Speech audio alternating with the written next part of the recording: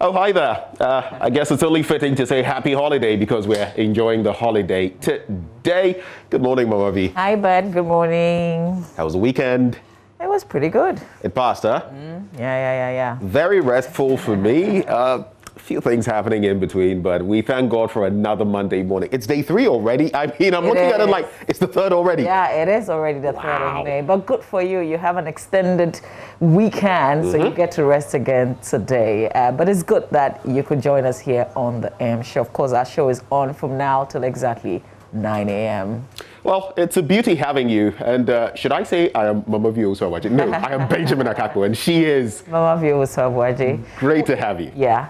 We started sometime in May. We started a conversation on planning for retirement. It was a pretty good conversation. Lots of people joined us, not only here in Ghana, but outside Ghana as well. So we promised to continue that conversation, and it's a good day to have a conversation like that. It's a holiday. It is, and it's all about planning for retirement. So when you sew everything up in terms of life, what will you be relying on? Would you have a stash? Do you have a plan? It's a conversation to plan ahead, to help us all plan ahead. And our guest this morning, Paul Mante, he is Managing Director, EDC Investments Limited. He'll be joining us to help us walk through what some of the things are that we ought to be doing ahead of pensioning off. Yeah. You know, the last time we asked, do you think that you would have a comfortable retirement with what you're saving? And I think that the conclusion for most of us was no. Yeah. So how do you up that? The reality is a lot of people don't have a plan. And the bit is, even what you're putting into your pension and all of that, what are you doing outside of that? Because anything could happen. Yeah.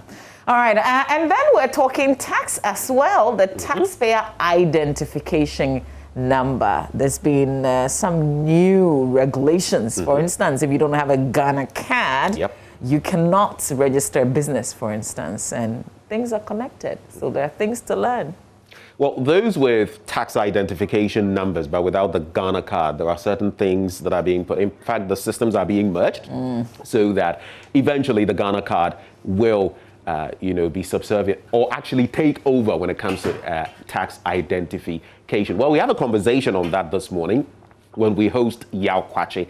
He is head of IT and Lawrence Hocho Nyame, Principal Revenue Officer at the GRA. They'll be telling us a lot more about the Ghana card, the TIN, and how those are being merged, what the way forward is. But there's more excitement, yeah, Mavi? Oh, yeah. We're talking the National Science and Maths Quiz. I guess you're asking already. Yes, already is the originals. And we've got our guys on the ground, 2 different places. So we'll be connecting with them this morning here on the show. The journey to this year's national competition begins today, 3rd of May to the 5th of June, over 400 senior high schools. Precisely 443 schools will battle it out in all 16 regions for one of the 108 slots available. And that conversation begins here on the show. So whether you're in the northern belt or the southern belt, we have our men. Yes, we have the men. And they are actually going to be there bringing us the reports. Manuel Karante, Maxwell Agbagba, from both ends so that we know exactly what is going on. But before we leave off, Mama V, is Zion College going to be competing? Zion College will definitely be competing. Hello. Right. So I don't know whether at some point Zion College will be locking horns with Bishop Herman College, but you know there will be a college. When a college meets a college, only one thing can happen. Anyway. Well, I'm glad you're not competing this morning. That's a good side of Ben that I think I like. So, you know, we have a packed show. Of course, you're very much a part of it. So connect with us on all our social media handles. This is very much your show as well. We've got the news. We've got the message from the morning man. We've got plenty of sports, lots of talk with Manchester United and their American owners. The Glazers. That will also be coming up here on our show. So definitely stay with us.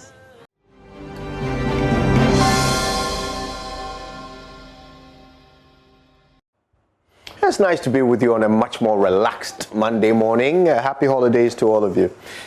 Now, there's a publication in England called Now magazine.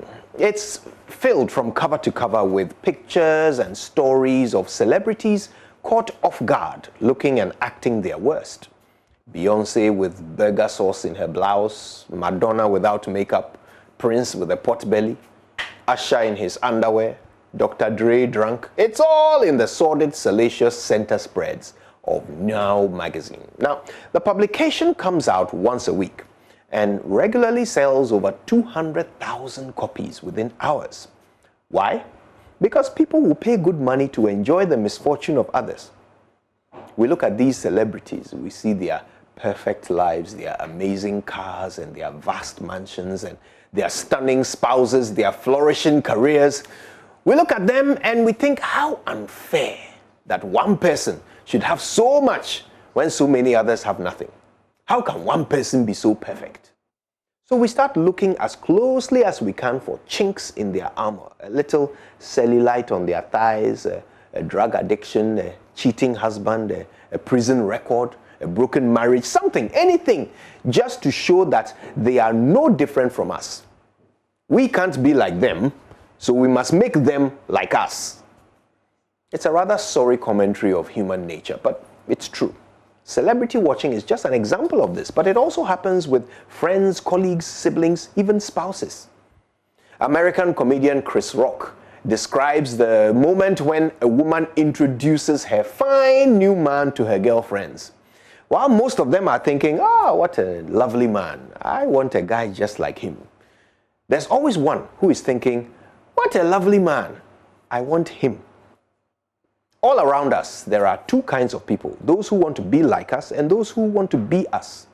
Now, you're probably digesting all this and thinking, yes, jealousy and envy is such a bad thing. I know exactly which of my friends to tag under this post.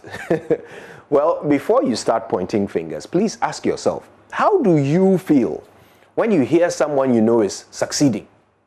When you meet that person you went to school with who is now doing well for themselves, do you celebrate their new achievements or do you remind them of when they were just like you? When I see people doing well, I see possibilities. I think to myself, this person's success is proof that it can be done. You see, the world is filled with infinite possibilities, but the struggle can be tough sometimes. The path to success weaves through rocky terrain. But to keep our morale up, God shows us examples of others who have made it, just so we know it can be done. God holds up the torch of other people's successes to illuminate our path to the top. This is why it seems to me that being jealous of another person is probably the biggest insult you can throw at God. Let me explain. To be jealous of someone's success, you must first assume that God is only capable of making one person successful. So if someone else has made it, then you never will. If you think the only way to equal a rising star is by shooting it down, then you must believe that one star is all God can manage. How insulted he must feel when we pull each other down over one morsel while he prepares a banquet for us all. My dear friends, it's time we stopped hating those who get married before us, promoted before us, buy cars before us, have children before us, start businesses before us, graduate before us, and realize that our season 2 is coming. And it won't be a minute sooner than the perfect time. So when you witness another's triumph, don't hate, congratulate. My name is Kojo Yankson, and your success does not mean my failure. The sky is too big for two eagles to collide. Good morning, Ghana.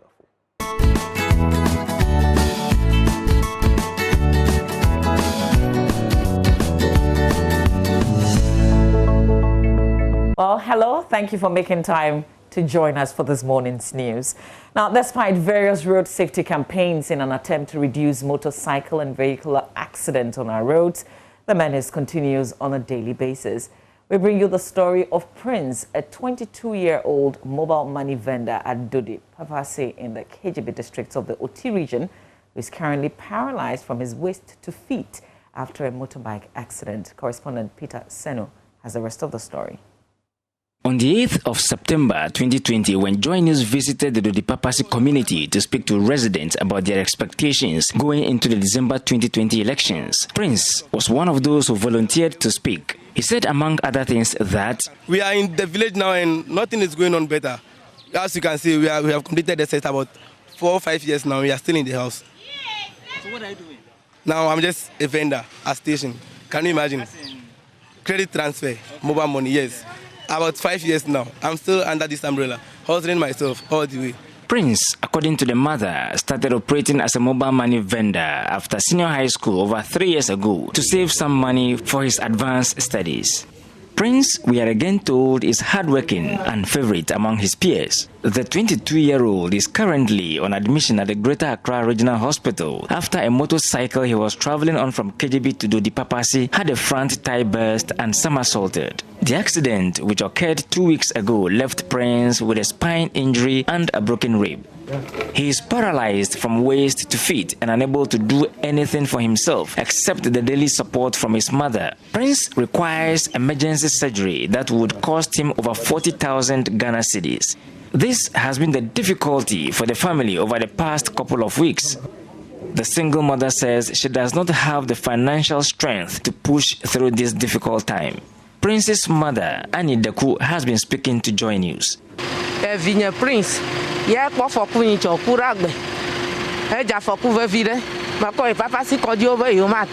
My son Prince had a terrible accident last Wednesday and I sent him to the Papasi hospital, but we were referred to a bigger facility. I am required to pay 40,000 Ghana cedis, but I do not have that financial strength. Prince was the one looking after me until now. I am only appealing to the public for any support for my son to be healed.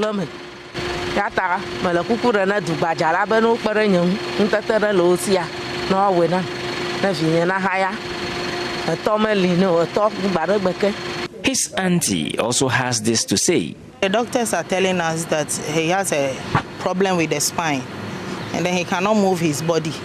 He cannot move any part of the body. So we need an urgent surgery so that this thing can be corrected so he can go about his mobile money business. As a family are trying so hard, raising the money, so much money that we need help from the people of Ghana to come to support us. Prince is a hard-working guy who is taking care of a whole family. So we beg you Ghanaians, please come to our aid. The family says it has raised just about half of the amount required to buy the items for the surgery. Prince could hardly make any audible speech as I tried to pick a word from him. Peter Sanu for JoyNews. And now to the Ashanti region, where one person has died after fire ravaged parts of the Asafo Bibi slum near Kokobod in Kumasi. The deceased is a 17-year-old driver's mate, whose name is only given as Nanayao. The fire is said to have emerged from the wooden shack of a couple who were cooking around 1 p.m. on Sunday. Love FM's Nanayao Jima reports.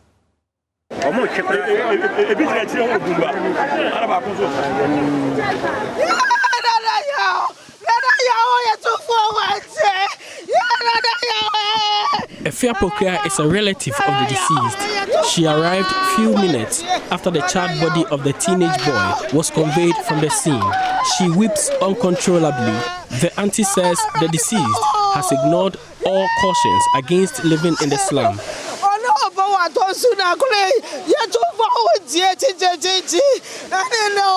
She says he lived at Atonso with his father, but he joined some friends and relocated to the slum.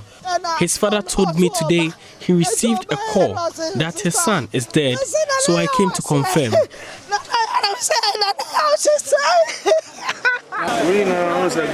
About 40 shacks were burnt completely by the fire. The fire is suspected to have been started by a couple who were cooking with a coal pot. The area is known for pillow production. The cotton raw material is believed to have ignited the flame. Here are some eyewitnesses. Some people were cooking somewhere in the middle of the affected portion. That is how the fire started.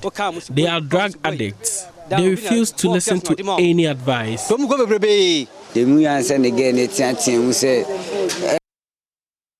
Now, the minority in Parliament is recommending a temporary ban on all flights from COVID-19 hotspots countries. The NDC MPs argue that allowing the importation of the virus into the country has the potential to erode the gains chalked in the fight against the pandemic. Although the Foreign Affairs Ministry has issued a travel advisory which mandates a 10-day isolation for all persons traveling to Ghana, the minority spokesperson on health, Kwamina Minta Kando, says government must increase testing and surveillance to contain the spread of the virus at the airport. We have noticed that after our press statement on the 25th of April this year, government has implemented a few more measures, including compulsory PCR tests on the third day after arrival for travelers arriving from COVID-19 hotspots, and a requirement for all arriving travelers to self-isolate for 10 days. Although these new measures are welcome, the third wave of COVID-19 infections have been running rampant in several parts of the world, and these measures are key to closing the stable door after the horse has bolted, yielding no safety guarantees at all.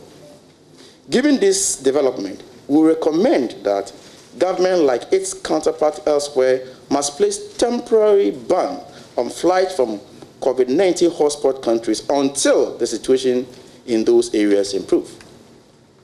As stated by the American CDC, antigen tests are effective when patient viral loads are high.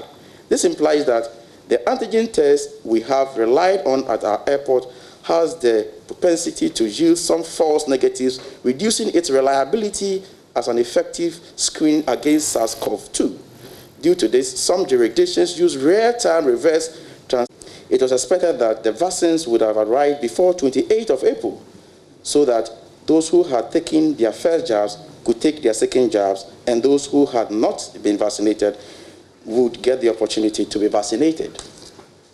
However, today is the 2nd of May, and as we speak, not an additional dose of AstraZeneca vaccines have arrived, putting Ghanaians who had already received the first jab at risk of losing the partial immunity they have acquired through vaccination. This has the potential to make some desperate Ghanaians procure from unauthorized sources substandard jabs of COVID-19 vaccines in order to extend the protections they have after taking their first jabs.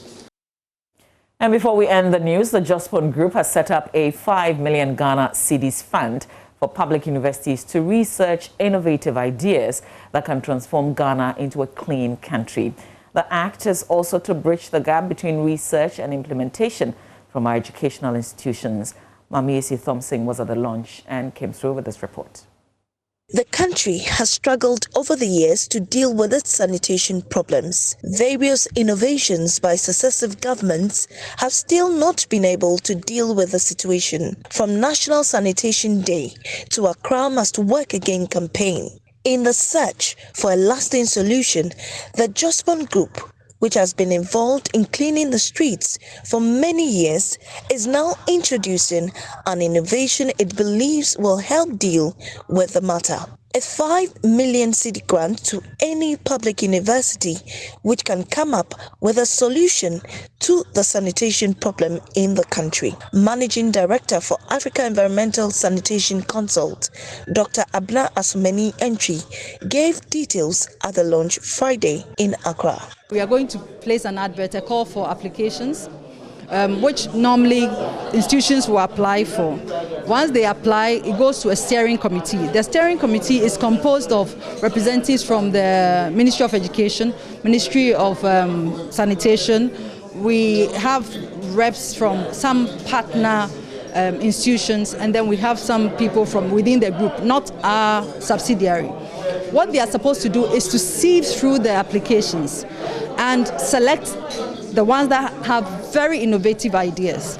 In terms of objective, what the research objective is, it has to be one that is relatable. We don't want people writing about things that are not relatable to their communities, for instance. Director at the Ministry of Sanitation, Anthony Mensah, lauds the idea, indicating the ministry's support for the vision. This obviously has direct implications for researchers across the universities. We believe, therefore, that this thoughtful initiative from the Jospon Group of companies will go a long way to help set the roadmap and create a long-term vision and strategy for the country's research and development in the environmental sanitation sector. Vice-Chancellor of the University of Allied Sciences, Professor John Owusu-Japon, is beyond thrilled about the initiative. For him, it is a window of opportunity to encourage research. In the universities, we are supposed to teach, do research, and provide service. Unfortunately, the funding for research has been very difficult to come by. Most of the research that is conducted in this country is funded by organizations from outside the country. So for us, this is good riddance that the Jospon group of companies has decided to fund research in the area of sanitation to the tune of 5 million cedis. Chairman of the Jospon Group of Companies, Mr. Joseph Siao Ejapong, explains his motivation for the project is from the President's vision to make Ghana clean. Year 2017, the President of the Republic made a very emphatic statement that by the end of his term, we want to make Accra and the country the cleanest country, Accra so the cleanest city. So then came the establishment of the Ministry of Sanitation. Then the President visited the Accra compost plant. Then we were moved now to setting up 16 compost plant and recycling plants, compost and recycling plants. And that's it for the AM News. Stay with us here on the AM Show. We'll bring you the review segment of our show. We've got limited newspapers, but we will certainly touch base to see what's making headlines online. This is the AM Show. Stay with us.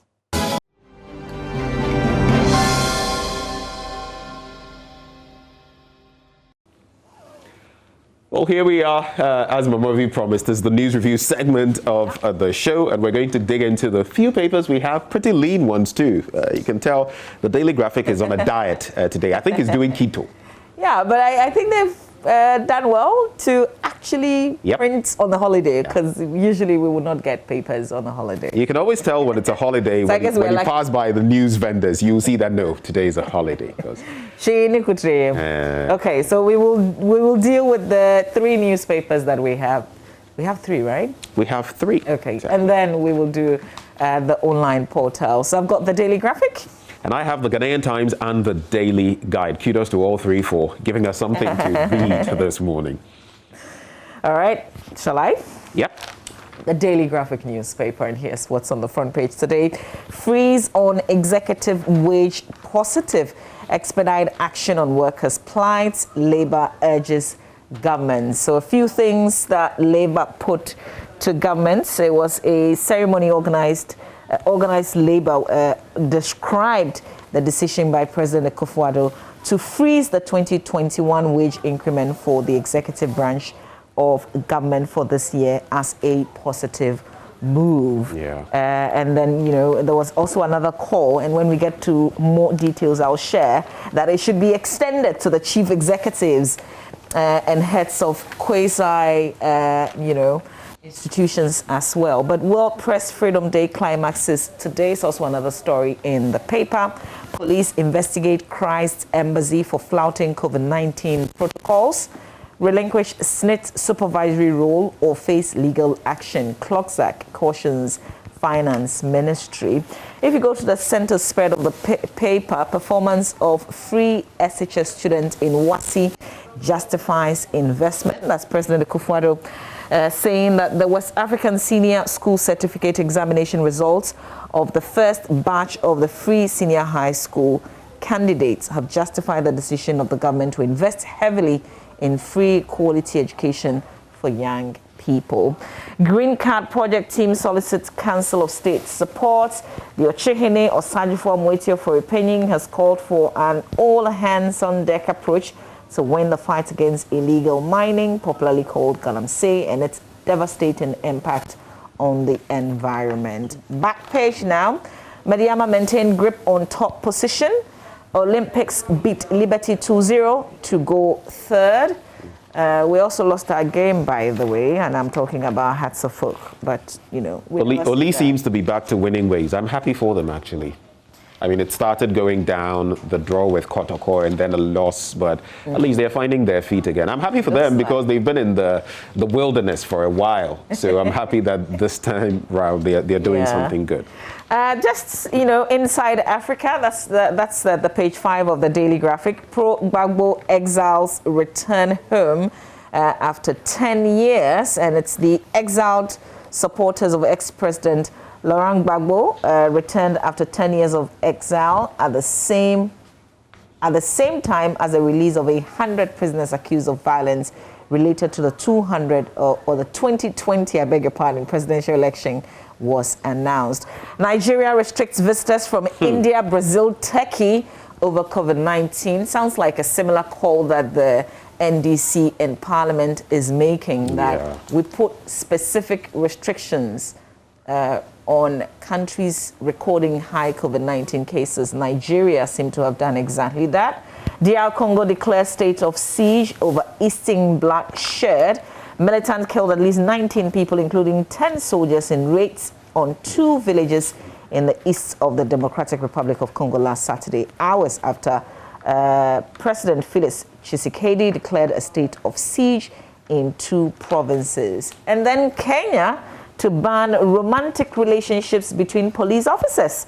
They plan to ban romantic relationships between police officers. The move is aimed at reducing the high rate of crimes of passion among officers, the Interior Minister said at a televised ceremony taking place at a police college. And this is a quote from Moise. I find this fascinating, by the way.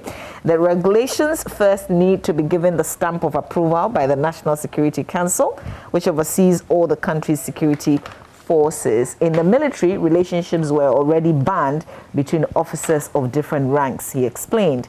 In the last few months, there has been increase in spousal murders among police officers. We cannot look away anymore and not address some of the challenges that we have in the security sector. I'm not sure I know our policy in terms of relationship in the police service. So if you're a police person watching us, you might want to give us a bit of education. Are you allowed to marry each other? You do even recall that, I've forgotten, is it Infantiman, the former MP who lost his life? I mean, may his soul rest in peace. He had been in the service, right? Before, and I want to believe, because at the time we were told both of them, in fact, his spouse still was a police officer, a high-ranking one, unless memory doesn't serve. So I want to believe when they got married, they were both, I mean, people in the service, from what I know people who have got married. So I don't think in Ghana there's any such ban. But it's obvious that in Kenya, things are heating up. I don't know what we might have to get into the story to find out why this ban is being proffered. The explanation is spousal murders. Oh. Yeah, okay. an increase What, in that. access to... So a lot of passion ammunition crimes. or what? I'm not sure.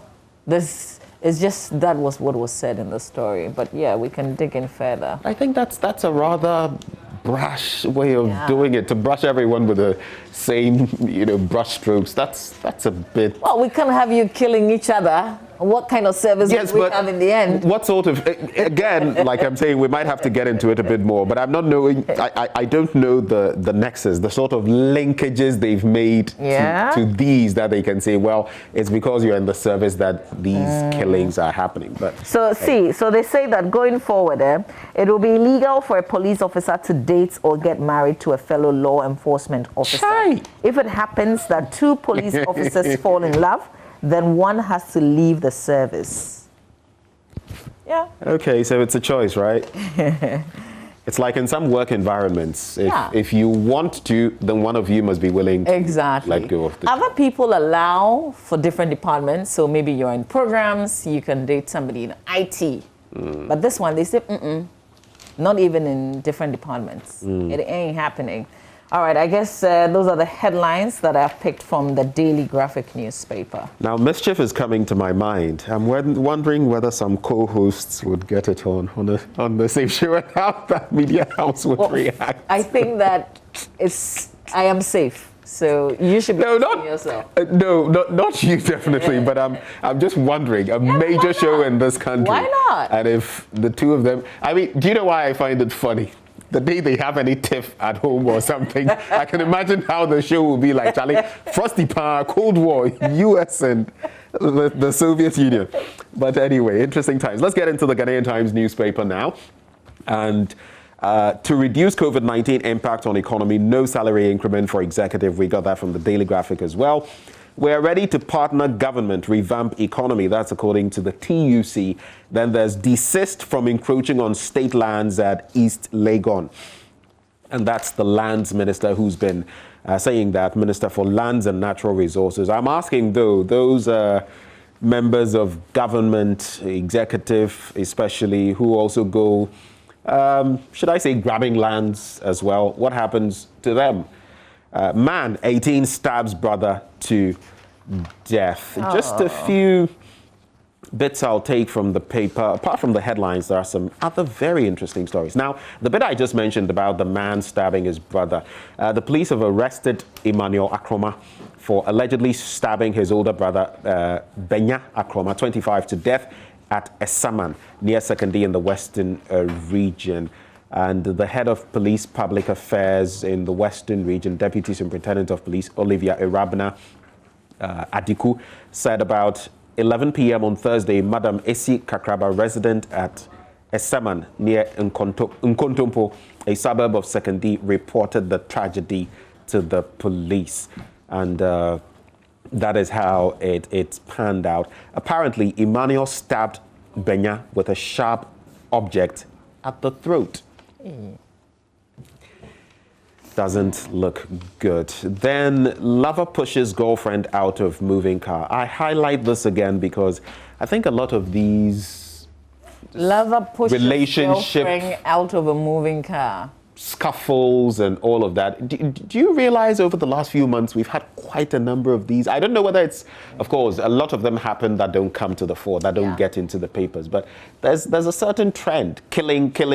Now this one, it appears violence is becoming very rampant. And this time it's one Rayban Anyadi, 57, unemployed, who deliberately, per the story, pushed his girlfriend out of his moving car to avoid paying her money he owes her. Ah, yeah. I think I first read about the story, was it a week or 2 weeks ago? So it's progressing. Yes, it is. Which is good. It's progressing.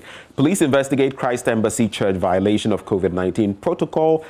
I guess when it comes to COVID-19, Christ Embassy has been in the picture for all the wrong reasons. But there's a story there. Apparently, they had an event at the Fantasy Dome. The police says it had no idea what was going on. And the people there, the congregants together with their pastors, no one wearing a mask. Trader gets 15 years for defiling former girlfriend's daughter. I'll just do page 10. Have you been following the situation in Myanmar? Oh, I got tired of it, so I don't know where it is now. So it's months down the line, but explosions have rocked Myanmar's largest city. And explosions? The people, yes. Oh, okay. As protesters held flash marches for democracy and overnight candlelit vigils. You can see some of the placards here. We don't accept military coup and all of that, but it appears not much is changing. But the military is still very much in charge. Yes. So I'll just do 3 more stories, Mama V. And I'm highlighting this because we've often been told of development plans. I think recently the NDPC launched another one. Every 4 to 8 years, we have a plan, actually, on paper. So 5 years into Saudi Vision 2030, page 8 talks about their achievements since its launch, the tourism sector, military industry, energy, and all of that. And I'm asking, for those who said we don't need plans that go beyond 5 to 10 years, China still plans, a decade, 2 decades plus in advance. What can we say when it comes to our own national development planning?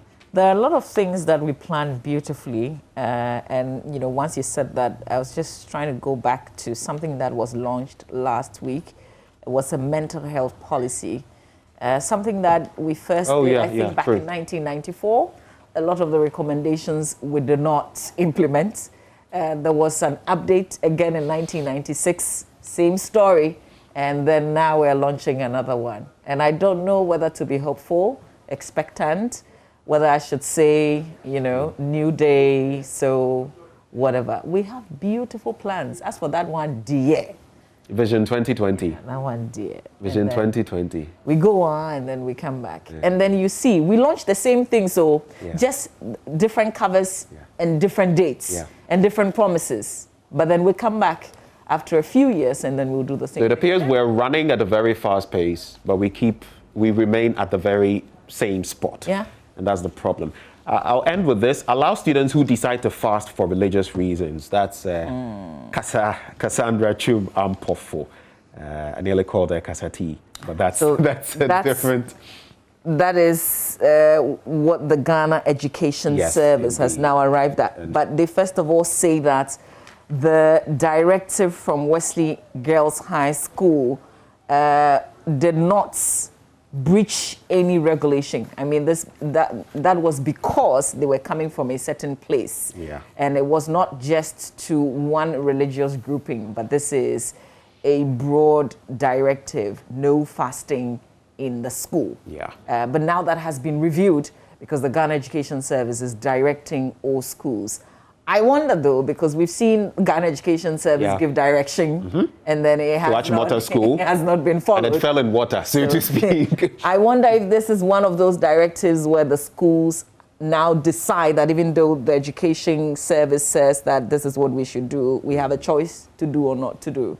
So, yeah. But it's an interesting matter. You heard Sheikh the other day and the number of things he had to say about the disappointment of even the chief imam and how it could be a national security threat that this is not being allowed to happen. Well, let's see how the But we should be careful, we should be careful. And that's why I don't like it when issues like that come out. The way that the issue with the Rasta, this one has come out. You would prefer them to be settled. Exactly. We should be able to deal with things quietly, because those are super sensitive matters. And when you open it, we will get all sorts of people also coming out now and saying that, do this for me, do that for me. So we need to be more diplomatic and deal with things quietly. We've been doing that for a long time. I don't know why suddenly now we seem to take people have realized that sometimes to get results, you must blow it up. You must get it out there in the media. But that's where it behoves us as media people also to sometimes sift through. But you see what the challenge is? Usually, if you let go of some of these stories, before you realize it, your competition is doing it, and you are. With us. It doesn't start with us. The Rasta issue, the build-up was on Facebook in particular. Well, but it still is in the media. I mean, people, it's just so here's the little thing that I would say. The heads of our institution should know that things have changed. It's not the traditional society any longer. Right. So you can't sit in the comfort of your office and tell someone that this is the action that I have taken, take it or leave it. It's not like that, because the next thing you know, it is gone and everybody else is talking about it and it's out of your hands. So they must know and change the ways that they address issues. It can't be like that any longer. You must be mindful of what the consequences could be, and it could become a national conversation that's not even started by the traditional media. They should know. Yeah. Yeah. That's the power of social media now. Yeah. Well, the Daily Guide now very quickly. Set us free Opuni Agongo demand, and then there's Akufo-Addo graduates blow Wasi. I listened to a conversation on this the other day on Ghana Connect with Evans Mensah, and quite some interesting thoughts that came up. You would hear the likes of Kofi Asare also talking about the fact that the leakages and all of that could have compromised this. And while we are celebrating the 411 students who apparently, got those straight A's and all of that, versus what's our counterparts in West Africa got, we ought to be looking at the system and the loopholes in the system. We could be celebrating something that really isn't much. Mediocrity. Exactly. Well, then there's National Executive solving Volta NPP feud. Abronye exposes fraud in MMDCE selection. I just want to see what the entertainment page has today. And it says, J.J. Rawlings was a blessing to Musica. That's Alaji. Sidiku Buhari stating that. And Grammy Awards scrap controversial voting committees. That's also in there. So that's it for the Daily Guide newspaper. Okay, so back to the Daily Graphic on the issue of the Christ Embassy. Just an update. So police yesterday invited for questioning the leaders of a charismatic church, Christ Embassy Church in Ghana, over an alleged gathering by the youth of the church who blatantly disregarded the COVID-19 safety protocols at an event at the Fantasy Dome Trade Fair Center in Accra last Friday. Also, the management of the venue was invited for questioning as part of police investigation. And this is all because of a trending video of the alleged gathering dubbed Pneumatic Night. Ben, pneumatic, as you're saying, which showed an event that had a mass crowd.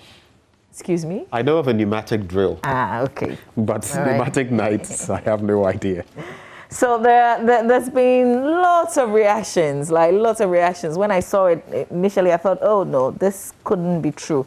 I wasn't so quick to believe that it happened in Ghana until, I guess, it became convincing that, especially when the police also issued a statement to that regard. But here's the thing, so they're now investigating, okay?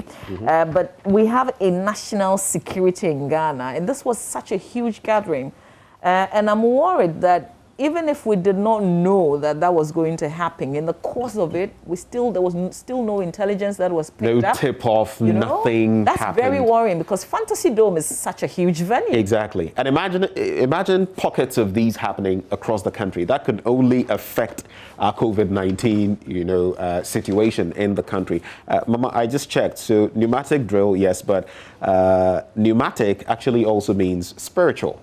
And the pneuma refers to the spirit or soul. By the way, this is pneuma with a P starting the word. So okay. That's it. So spiritual night. Thank you, my English professor. But let me also say that it is not just Christ Embassy with this video that's trending.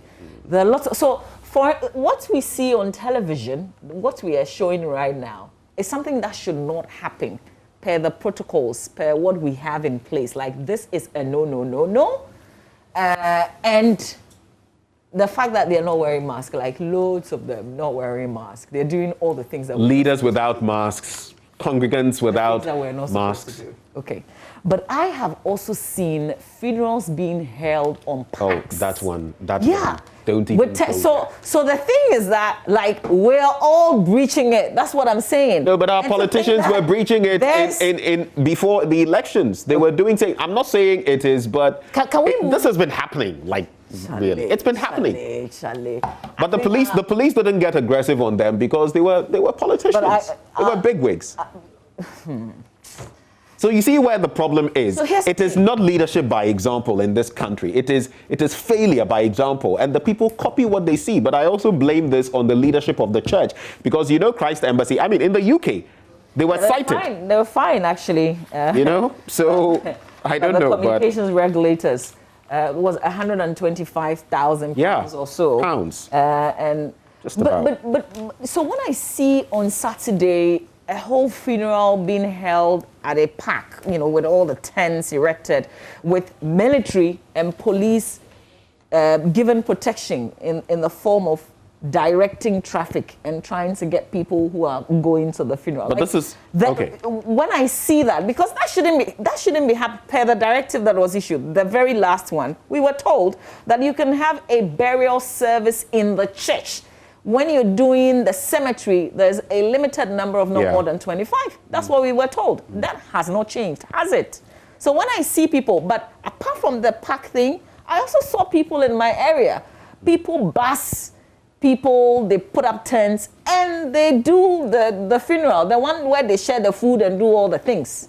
So where is the enforcement? Those who have got married, so to speak, now there are so many things to delineate, weddings, marriages, but those who have tied the knot in recent times, I try to avoid a lot of these events.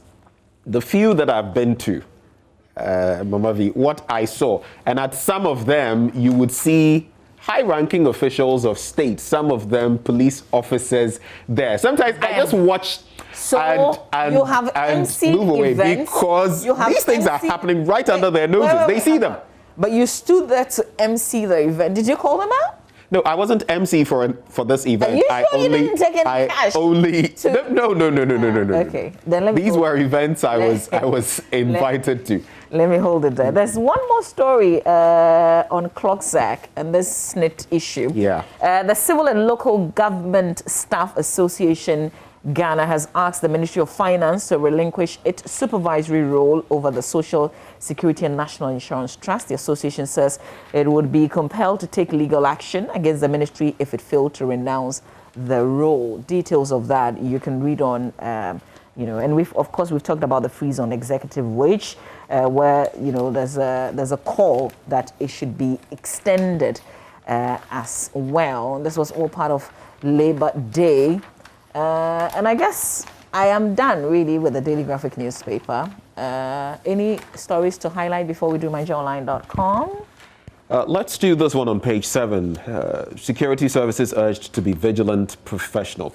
And the Upper West Regional Director of the National Commission for Civic Education, Madam Patience Salikuma, has reiterated the need for security services to be vigilant and professional in their line of duty. She said the vigilance of the security services was to further discourage people from getting recruited into potential terrorist and secessionist groups in the region.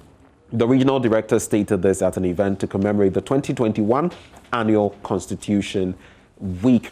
One thing I feel we've not faced the brunt of is the terrorist activity in our sub-region. Like I've said, I've been in countries where I escaped terrorist attacks by the skin of my teeth.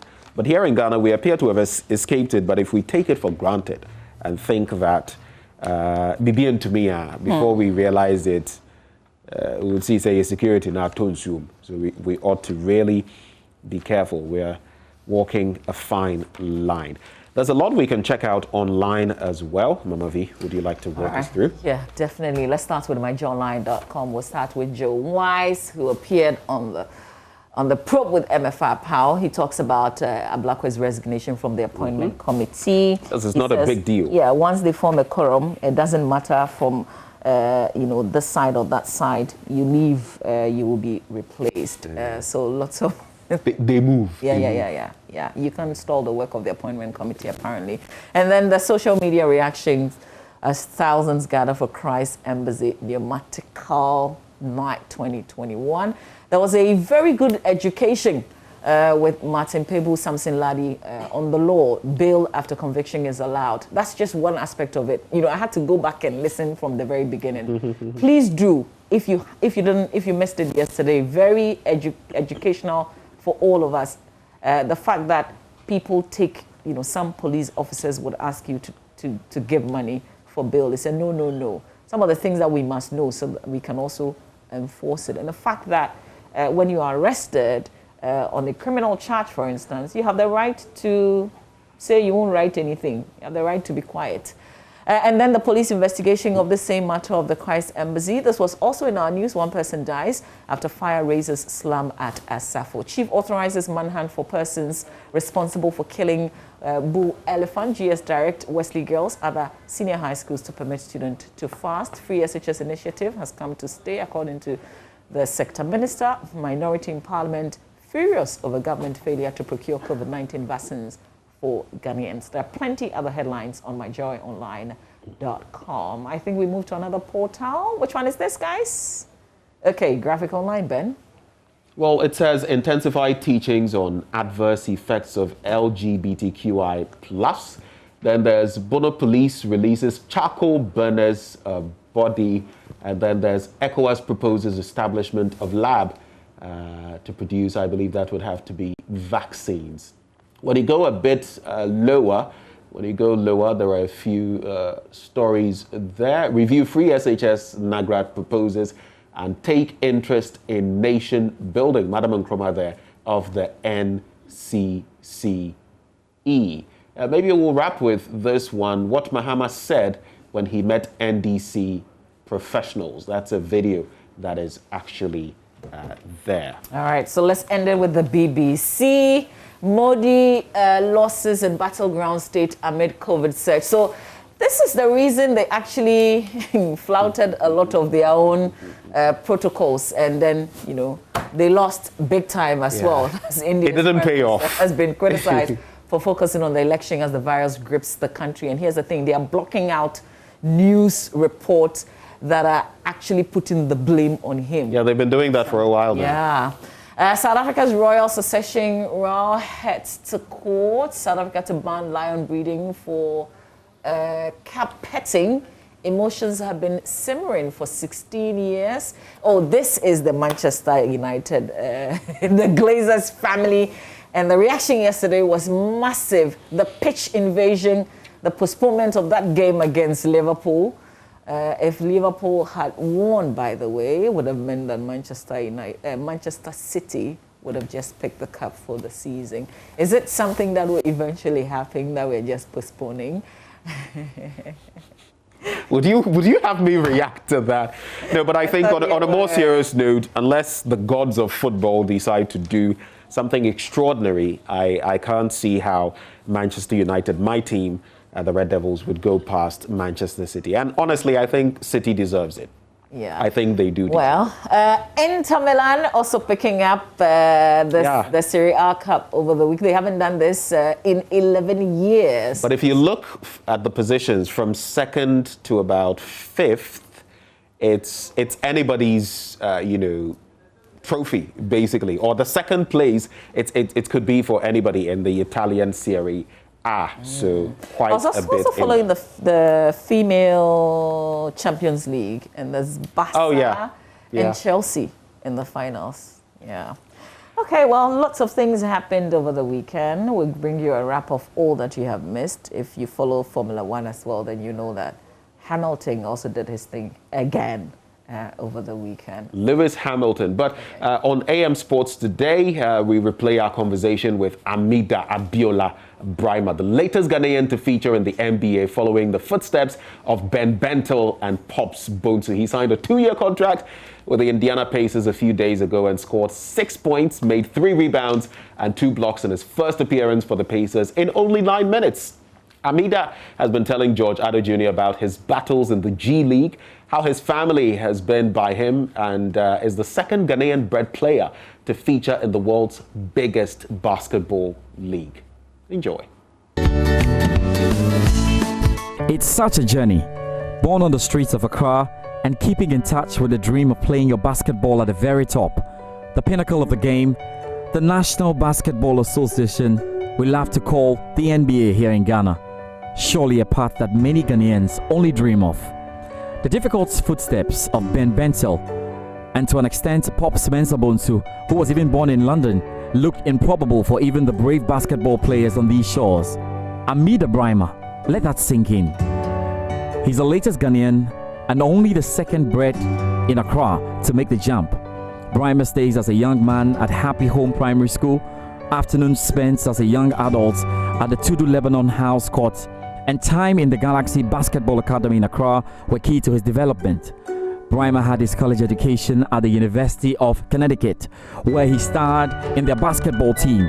Starting 69 games, he made 100 appearances for UConn, scored 644 points, and recorded 390 rebounds as well as 280 blocks. He made the American Athletic Conference All-Rookie team as well. Amida was signed by Chicago Bulls in 2017 for the Summer League, although he was included by the San Antonio Spurs, but was waived, hence joined the Austin Spurs. He played 48 games for the Austin Spurs in the G League in the 2017-2018 season, signed for Partizan in the Belgian League, returned to Austin Spurs in 2018-2019 season. He got waived by the Indiana Pacers prior to this season and joined the affiliate Fort Wayne Madans in the G League, and later signed a 2-way contract to feature in the NBA for the Pacers.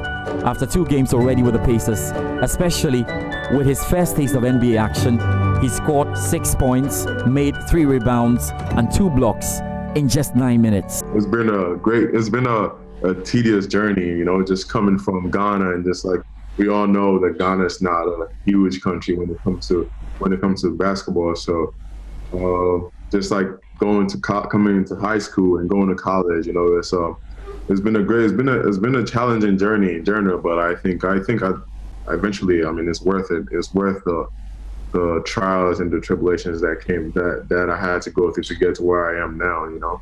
And yeah, I'm excited and stoked to be here right now. Right. So, did you see the move coming? I mean, were you giving hints, or it hit you by surprise? So I would say it caught me by surprise because going into the G League bubble, I'm just coming off an ACL tear, and like I've taken 2 years off of just like, you know, just rehabbing and just getting ready, trying to make sure when I come back, I'm gonna be just been locked in and just like trying to prepare myself for whenever I come back, I'm gonna be 100% go, you know. So I wasn't expecting like, I mean, I'm doing all this because I want to be ready whenever the opportunity arises, but like I wasn't expecting that to happen because I've been healthy for 3 years already before this happened. And nothing happened. So when the way it happened was very crazy because I've been to training camp with the Pacers the year I tore my ACL. And then I came into training camp with them this year, and I couldn't even play in training camp because I had to figure out some stuff with my visa, and I couldn't play. So I was even going to the G League bubble. That we had 15 games in G League bubble. I was only able to play 10 because I was still figuring out my visa stuff, and so coming off an injury and going into the bubble, I went into the bubble just playing, not playing any full court, no competition, no 5-on-5, nothing. I literally went from an ACL tear into straight playing games. So it was like I was only able to play 1 pickup in general. So like when I was in the bubble, I wasn't playing at my full best. So I was like the only team that knew how good I am would be the Pacers, because nobody knows how good I am. Because if you want to call me up based off what I did in the bubble, I don't think I did enough to be called up in the like for what I did in the bubble, because I was still kind of probably like 85%. I was not my full 100% yet at that point, you know. But then when I went back home, I started feeling like I'm back to my normal self. I'm feeling better than my normal self, actually jumping higher. Like I was moving really good. So I was like, all I'm waiting for right now is an opportunity. And talking to my agent is like, yeah, around this week or next week, things are gonna start picking up. But like, we don't know. It's just all up in the air. So I went to a birthday. My second family here, I went to the birthday of the mom. And then we went to the birthday, and after that day we got there, it was like 4 hours from where I live. That day we got there, I got a call from my agent telling me I'm on the list of people they're trying to call up for the Pacers. And then he calls me again and was like, "Oh, you are on the short list." And I was like, "Okay." And I didn't want to get too excited, to be honest. I would say, obviously, we need more opportunities in Ghana, and I think the government should be like more invested in basketball, because basketball is becoming a huge sport now, you know. So I think the government should be more invested into it. But I think so we can get more opportunities to be able to, like, you know, display the talent, because I think Ghana has a lot of talent. It's just like we don't have the opportunities to be able to do that. But I think what I would say to those kids is just like, you never give up. Like, if you believe that, you have to believe in yourself first before anything. And like, it starts like and all begins with hard work. Whenever you work hard, it's easy for you to believe in yourself. But when you're not working hard, it's hard for you to believe in yourself because you don't like what are you basing your beliefs on? Also, I think what I would say to them is you just keep working hard and just keep putting 100% off. And whenever you step on that court, whenever you're on that court, like I'm about to go work out, you'll put in 100% and just keep working hard. Right. Just a final one before I let you go. You spoke a lot about your family. How, for instance, did your mother, your father take the news that you are in big-time NBA? I mean, how did they take the news when they heard it? Yeah, they were ecstatic. Like I technically have two families. I have one back home, Ghana, and I have one here. So both families are so ecstatic. Because they know how hard I work. They know how long I've been working to be in this position. Like it could have been easy for me to just say no and give up. But I was like, no, like there are too many kids that look up to me for me to just say no. And might not be kids in America, but I know for sure there's so many kids in Ghana that like look up to me. And then they know how hard I work, and that's that is what makes them happy. Just like them seeing all my hard work that I've put in come into fruition. Do you remember the first lines from your mom or your dad when they realized you were there? You remember the first lines? Not really. My dad was so surprised because I actually called it because my mom is kind of like, she stresses too much. So I called my dad when I started getting those calls. I called my dad and I was like, hey, apparently the Pacers are trying to sign me, but I don't want to tell mom yet until it's official. I called him and he was like, he couldn't even sleep. And after I called him, he couldn't sleep because he was so excited just off me calling him that they're trying to sign, like, to sign him. My mom was excited. Right. Yeah. Right, it's good stuff. And I guess these days you've got very busy schedules and you will have to grant interviews and you have to do this. We have to say a very, very big thank you. And we're going to do our very best to ensure that we tell the good news and keep you in mind and keep you in prayers like we do it here in Ghana. And obviously be looking out for what you can do with it. But how are you flowing with your teammates already? Yeah, it's been good.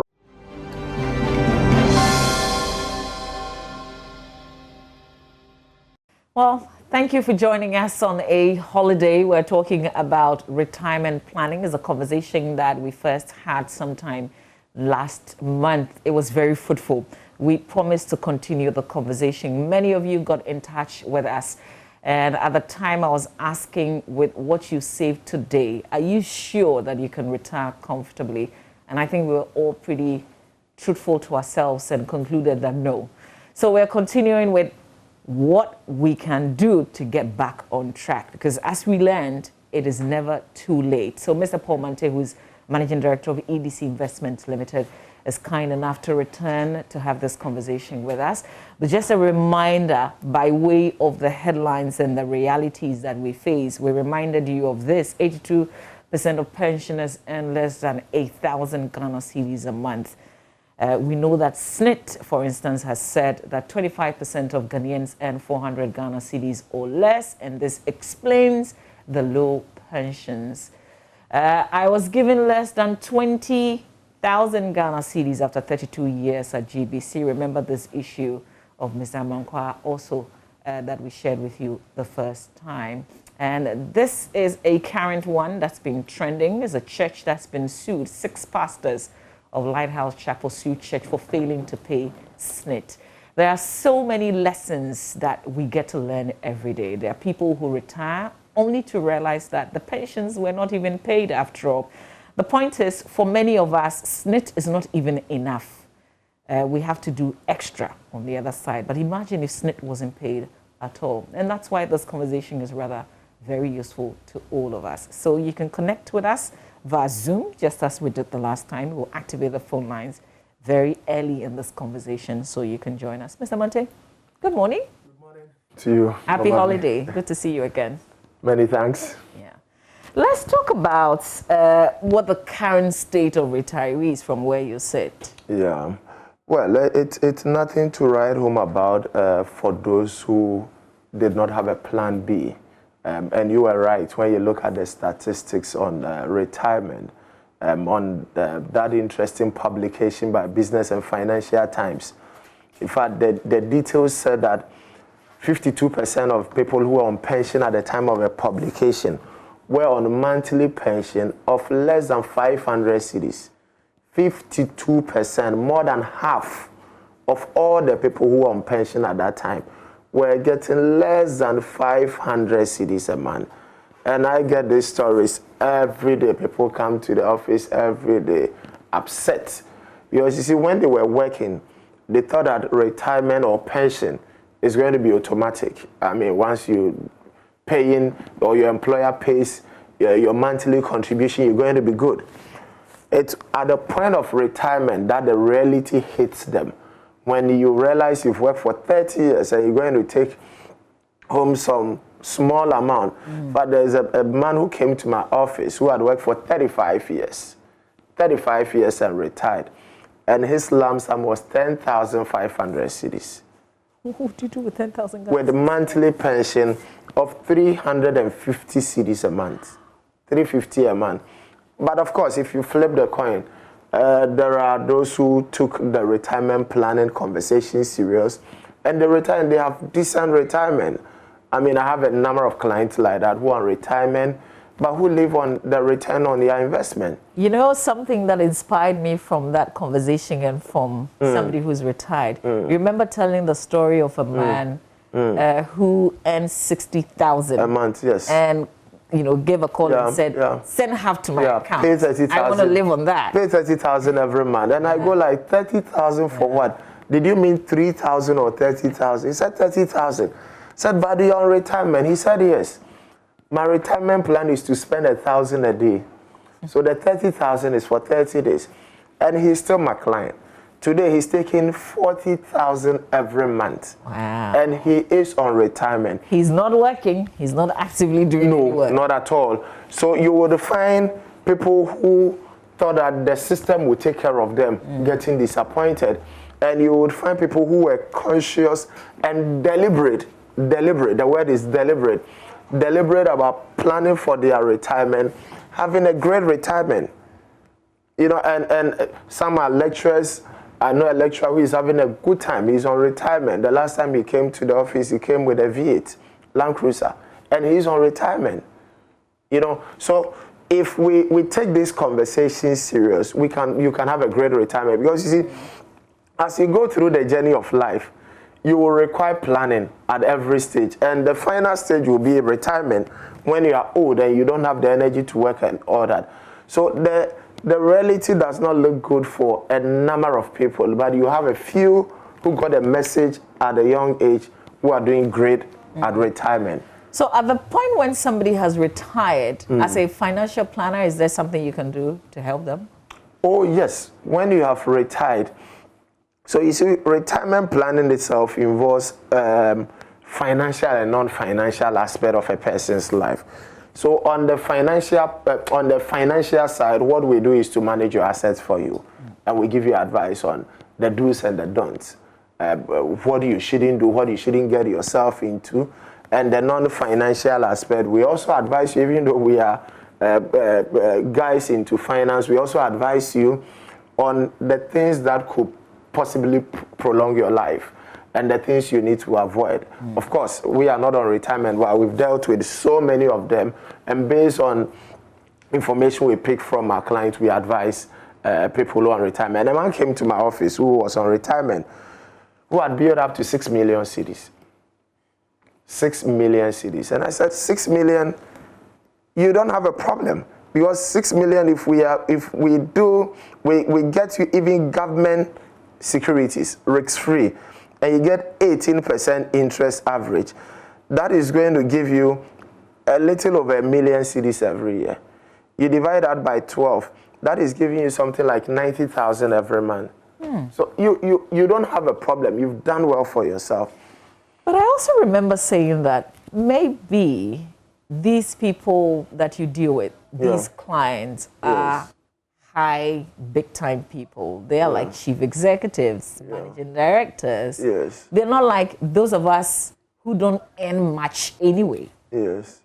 No, it's not a case. I also have people who are retirement who were teachers, who were nurses, who have retired, who are having a great retirement. You see, the issue of these figures is also a function of our lifestyle. So sometimes people come, they say, oh, I want you to help me plan for my retirement. And we go through the model. I ask simple questions like, if you are retiring today, how much money will give you a comfortable life? And they say 20,000 cedis. And then I ask them, how much do you earn today? It says 3,000.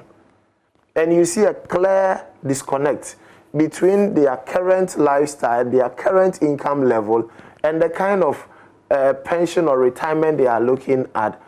You know, so there are people who are in retirement who are making 2,000 a month, 3,000 a month on investment, and they are excited. So let's not use the few isolated guys who will do more than $1 million. There are. Look, if you are on an income of, let's say, 3,000 a month, and you manage to build up to 300,000 in your lifetime, and 300,000, it's nothing difficult you cannot do if you pay attention to the basic things we are teaching here. If you are 300,000 and you can get that 18%, which is more like a risk-free, you are getting 54,000 a year. Okay. You divide that by 12, you are getting 4,500 a month. So if you're on an income of 3,000 and you retire and your side investment, this is not your regular pension, can give you 4,500. That is more than your salary. Yeah. It should be more than enough for you. So let's also be measured in our expectation. Okay. If you're earning 3,000, you shouldn't be talking about 20,000 or 30,000 because currently you are living your life based on the 3,000 you are earning today. You know. Okay. You know. All right. So let's begin this conversation properly with you telling us what financial planning is all about. Oh, so when we talk about financial planning, we're basically talking about you sitting down and asking yourself questions. Where do I find myself today?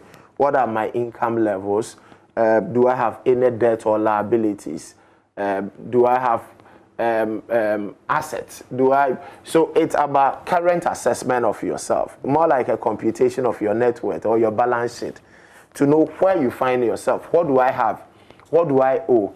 But that is just the beginning. Beyond that, then you ask yourself, where do I want to get to into the future? And you can plan for anything that is important to you, but I will always recommend 5 areas. Area number 1 on financial planning. Area number 1 is retirement plan, of course, the conversation we're having. Area number 2 is housing planning. Okay. You need a place to lay your head. And there are things people need to understand. You don't confuse dream house with the first house. A teacher, you want to build a 7-bedroom house, you never finish. Area number 3 is children's education planning. Okay. I recommend that you are deliberate about that. Area number 4 is giving back. Giving back. I recommend that you plan to give back to make the lives of others better. This life is not all about accumulating. I said the other day, God does not bless us to become a reservoir. He blesses us to become a conduit of blessing. So it's about giving back, but plan for it. And area number 5 is what I call high life. You make money, you chop some. Enjoy life. Plan a vacation. This life is short. So don't be that kind of worker. Every day you are planning. Every day. You will never live until you die. One day the doctors will call you and they will tell you, the way things are going, don't eat salt again. Don't eat pepper. Don't eat sugar. When they ban you, you know that, Charlie, you are not far from the end. So I encourage our audience to also plan for high life. So these are 5 areas I will recommend. But I would say plan for anything that is important to you. So financial planning is basically knowing where you are and being clear where you want to get to and have a plan towards where you want to get to. Okay. Yeah. Now, tell us how that is connected to retirement proper. Oh, so retirement is one leg of financial planning. And when we're talking about retirement, we're talking about getting to that stage where you would have to stop work, either by law or because you volunteer that, look, at this stage, I cannot continue any longer. But in Ghana, retirement age is 60. So whether you like it or not, you get to age 60, and the system says you need to get out. So retirement planning is planning for your life after that 60 years, or whatever age you have decided to retire. What do I want to do when it comes to finances? What kind of finances do I want to have after 60? When it comes to the non-financial, there are simple things like estate planning, having a will, thinking about what happens to you, what happens to your assets when you are no more. It's all part of retirement planning. So retirement planning is seeing with your mind eye how you want your life to look like after 60 and beyond. All right. So realistically, how can a worker plan towards his or her retirement? Realistically, there are about 2 ways of doing it. A simplistic approach is to say, I want to build a certain lump sum and live on the return on my lump sum. That is a very simplistic approach. So saying that, look, I want to make 1 million cedis in my lifetime. And when you hear 1 million cedis, it looks huge. It's not rocket science. You look at a worker who is 30 years today. 30 years today, who says, I can do 300 cedis every month. Look at 300 cedis every month till age 60, which is 30 years from today. 300 in 30 years, I'm using 18%, compounded quarterly. You're looking at 3.9 million cedis. 3.9 million. 3.9 million. So a simplistic approach is to say that, oh, I want to build a certain lump sum. And when I retire, I will just live on the return on my lump sum. So this 3.9 million, if this person can continue to get, let's say, the risk-free of 18% on 3.9 million, that would give you something like 700,000 a year. Divided by 12, that is giving you over 50,000 every month. That is a bit on the high side. So that is a very simplistic approach. But a more technical approach, if people came to us, would be to drill down and ask questions. Things like your current age. So you pick somebody who is like 40 years today, who is retiring at age 60. We will ask for things like life expectancy. Of course, it's a difficult question, but we need to get into your family, your parents, your grandparents, your uncles. To determine when you're likely to pass. Exactly, yes. We need a proxy. We need to plan towards something. So let's use 85 for this 40-year-old guy. And we use some assumptions. Long-term interest rate after retirement of 15%. Long-term expected inflation. Let's do 10%. And the important question is, if you are retiring today, how much will give you a comfortable life? Let's use 3,000 for this 40-year-old guy. And you see, the inflation of 10% will give us the future value of the 4,000 of the 3,000. We're using 3,000 here, of the 3,000. But we'll also make provision for this future value to increase by 10% every year, from age 60 till age 85. Because remember, because of inflation, prices of goods and services will keep increasing year on year. So let's make provision for 10%. And then the final question, how much lump sum do you have at 40? Says 0, I don't have anything. Now we will also assume that we can get 18% per annum. Today, 18% per annum, compounded quarterly until age 60. If we did that for the 3,000, by the time this guy is 60 or this lady is 60, you're looking at something like 20,000 cedis for the 3,000 cedis today. With a 10% inflation. To maintain that the purchasing power of the 3,000, we're looking at 20,000 cedis. But the big question is, how much do you need to commit every month? For your 20,000 a month, increasing by 10% every year till age 85, and you're looking at 1,669. 1,669 every month. And this guy is 40 already. I will change just one thing, assuming this guy had been 30 years, just 10 years younger. Let's keep the 20,000 monthly withdrawal and then 1,600 every month. 1,600 every month. If this guy had been 30 years today, just a bit younger, it changes the equation. From the 20,000, he will now be taking 52,000 a month from the 20, because now you're looking at 30 years time. and not 20 years' time. The 20,000 was the equivalent of the 3,000 in 20 years' time, but he's 30. So in 30 years down, the 30 years' time, the equivalent of the 3,000 using the inflation of 10% is going to be 52,000. But guess what? When we use the 40 years, he was going to contribute 1,600 a month. Now it reduces to 803 cedis a month. So the younger you are, the easier it becomes. But we haven't even made provision for any lump sum. Assuming this 30-year-old guy had a lump sum of 50,000 cedis, 50K, it changes the conversation completely.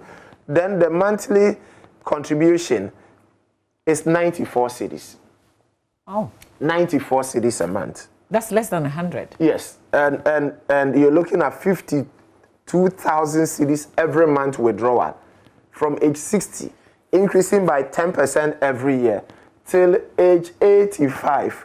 So you see, this conversation about retirement plan or financial plan, I have recommended that it must be part of orientation for new highs, whether in the public sector or private sector.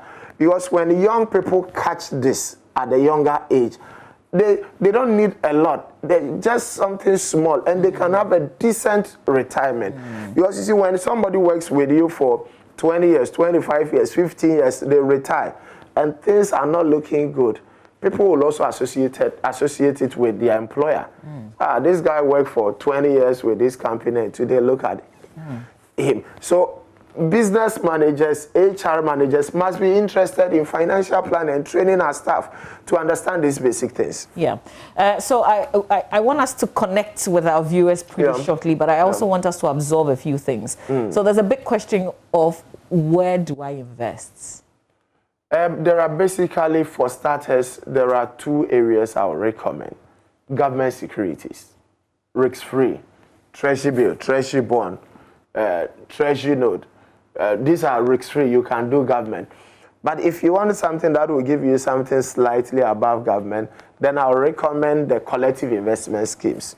But these are the mutual funds and the unit trust. Very simple. The whole idea is it's a fund, a regulated fund that is set up. You have a number of people pooling money together, and it's invested for all of them. So, for example, I have a fund that has about 100,000 people in it. Fund size about 2.2 billion. But you see, the biggest investor in the fund has about 40 million cedis. The smallest investor has 50 Ghana cedi. They are all in a pool, and investment is done collectively for them. They get the same interest rate, whether you have 40 million or 50 cedis or 100 cedis. If the rate is 20%, it's 20% for all of us. Okay. And the thing about the collective investment schemes is that they give you the flexibility. For example, I have a fund, a fixed income fund, the EcoBank fixed income fund or the EDC fixed income fund. You need a minimum of 50 Ghana cedis to start. You can add money anytime you wish. You can even use Momo to be topping up. So I would recommend these two areas. For starters, you either do the government securities or go into a unit trust or a mutual fund. Because of the flexibility that comes with it, you can get in and out as often as you wish. Okay, let's talk about this concept. And the reason we have this is because you guys keep telling us save little by little, and that of compounding. How does that also help towards your retirement? Thank you. So you build up little by little. And the whole idea about compounding is that you allow interest to make interest. And you don't take the interest. So with more time, the interest also makes interest. And your money keeps growing. Wait. The interest makes interest. Yes. So let me explain. You start with 1,000 cedis. Let's make it very simple. You are making, let's use 18% per annum, just to make it very simple. So you are making 18% on 1,000 cedis. What it means is you are making 180 cedis a year. So you're looking at 1,000 cedis, and you are making 18%. That is 180 cedis. 180 cedis. But the following year, you are going to have your 1,000 plus the 180 cedis. Because you are not taking your interest of 180. So the next year, you are starting with 1,180. Remember, the first year interest is 180 cedis. But because now you are starting with 1,180, you are going to make more because now the base has become bigger. So in the second year, you are going to make, so we have 1,180 by 18%. You are going to make 212 cedis and not 180. Oh. You are going to make 212 cedis. With the 212 cedis, remember we had 1,180 cedis. So now you have 212 cedis plus 1,180. So you are starting the second year with the third year with 1,392 cedis. 1,392 cedis. The first year, your interest was 180. Now, in the third year, your interest is going to be 250 cedis and not 180. So with time, the money keeps growing. Okay. John D. Rockefeller started working as a clerk, earning $3.75 per week. From this amount, he gave up to his church and saved 50 cents. It wasn't much, but it was a beginning. By the time he was 50, he was perhaps the richest man in the world. Little by little, the power of compounding. So look at a teacher, a nurse, a plumber, anybody listening to us who says, look, I can commit 200 cedis every month, 200 a month. If we use the 18% compounded quarterly, within 30 years, total amount invested is 72,000. The 200 every month is 72,000. But the interest on the 72,000 is 2.5 million. Because interest would make interest. So this guy would have invested 72,000, but will end up with 2.6 million. Somebody who does 500 cedis a month, in 20 years, 120,000 will cross 1 million. In 25 years, 2.5 million will be 150,000 will be 2.6 million. In 30 years, 180,000 will be 6.5 million. So interest makes interest. That's the whole concept, where you allow little by little and it keeps growing until it gets to a point where you cannot believe that you've made so much. Little by little. Imagine 500 cedis. If you were keeping it under your pillow, in 30 years, it's 180,000. But with the power of compounding, that 180,000 is 6.5 million. Of course, in 30 years, 6.5 million will not have the same purchasing power as it has today. But it's going to be something decent in 30 years. And it's way better than keeping it under your pillow. Exactly. And we are also assuming that you are contributing a fixed amount throughout the 30 years. When we know that with time, as salary increases, you could do more. And as you are doing more, the future value becomes bigger than the 6.5 million. Fantastic. We'll come to some mistakes, money mistakes that those who have retired tend to make. But I want us to connect to our viewers right now. So if you're watching us, you can give us a call. You can join the Zoom link as well as the meeting ID. And there's the passcode. Let's talk to William. William is in Bono East. Good morning, William. Good morning, madam. Yes, sir. Thanks for joining us. Let's hear you. How are you doing? Hello, William. How are you doing? Oh, I'm very well, thank you. Thanks for asking. Yeah, you see, with these people, we've heard about them. Recently, I'll have to go to one of the insurance companies with X to catch them before getting my money. So, William, you're talking insurance. Are you talking insurance? We're talking investments. Yes, I'm talking about insurance. Oh, okay. All right. They will talk to you nicely. They will take your money. And when the time is due, you are going for it a whole lot. Okay. A whole lot. Do you have a specific investment question? I know what you're talking about, but I'm afraid we're not dealing with insurance. Do you get what I mean? Yeah, I hear. Okay. So if you've got a specific question, or if you want to ask, for instance, should you be paying attention to insurance or investments? So with this investment, all what he's telling us is good. But the point is, when everything matures and you are going in for it, the intricacies is a lot. Okay. It's a whole lot. Okay. All right. If you're not careful, you end up losing all the money. They won't give it to you. I get your concern, and I think it's good that you raise it. Let's talk to Emmanuel. Emmanuel is in Osu. Good morning, Emmanuel. Yeah, good morning, Mama V. Yes, sir. And how are you? Oh, very well, thank you. What's the plan for the holiday? Well, relaxing the house. Okay, that's nice. Let's hear you.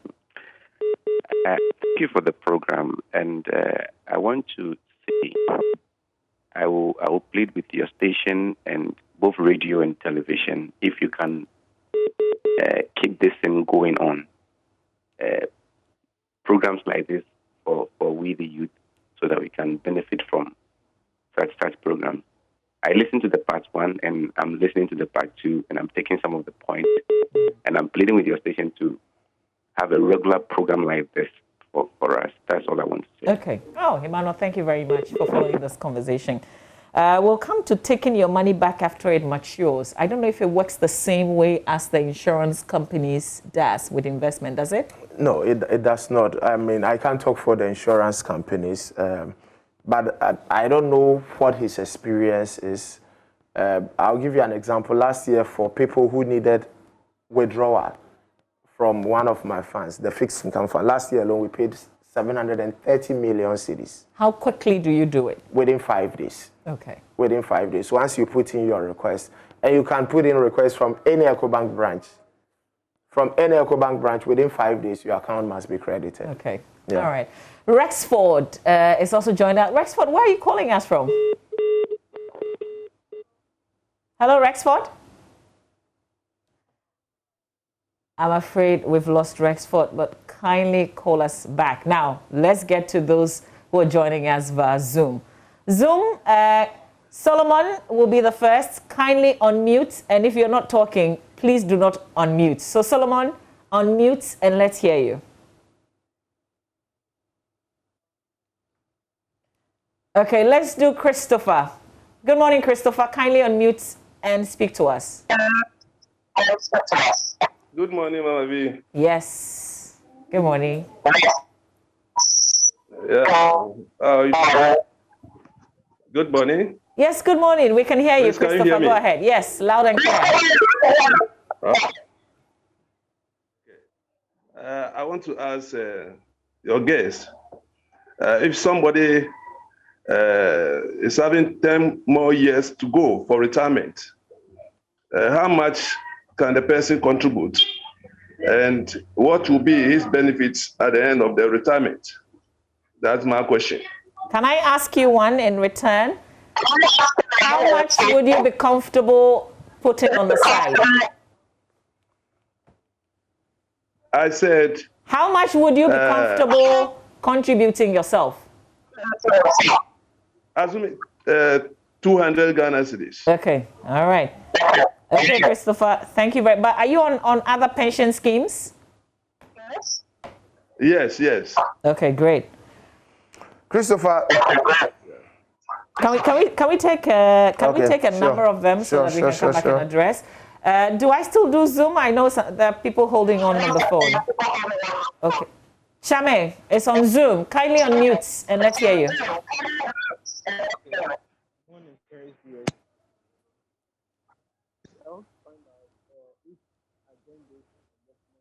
Shame, kindly unmute. I can't hear you. Please unmute. Hello, can you hear me now? Yes, I can hear you. Just speak up a little bit for us. Okay. If I join investment, am I going to receive a periodic statement? And aside, if the time is due, how long will it take to receive my benefit? Okay. Thank you. All right. Thank you very much. Let's see who else. Solomon, you are back. Kindly unmute on Zoom and let's have a conversation. What's your question or comments? Yeah, good morning, Mama V. Yes, good morning, Solomon. Please, I'm Solomon calling from Pristia. About 2 weeks ago, I joined you on the same network where by one of the EcoBank branch personnel educate us on this same plan for our future retirement. And one statement he made was, salary is medicine. I enjoyed that particular program. And today you are giving us another wonderful one. Please, my interest is in the collective investments. The young ones coming up, we want to plan for our future. So I would like the facilitator to take us through again on the collective investment. I am interested. Okay. Thank you very much. All right. Thank you very much, Solomon. Let's see. We're going to take 2 more people, and then we'll come up and address the concerns. Mr. Sechi David on Zoom, kindly unmute and let's hear you.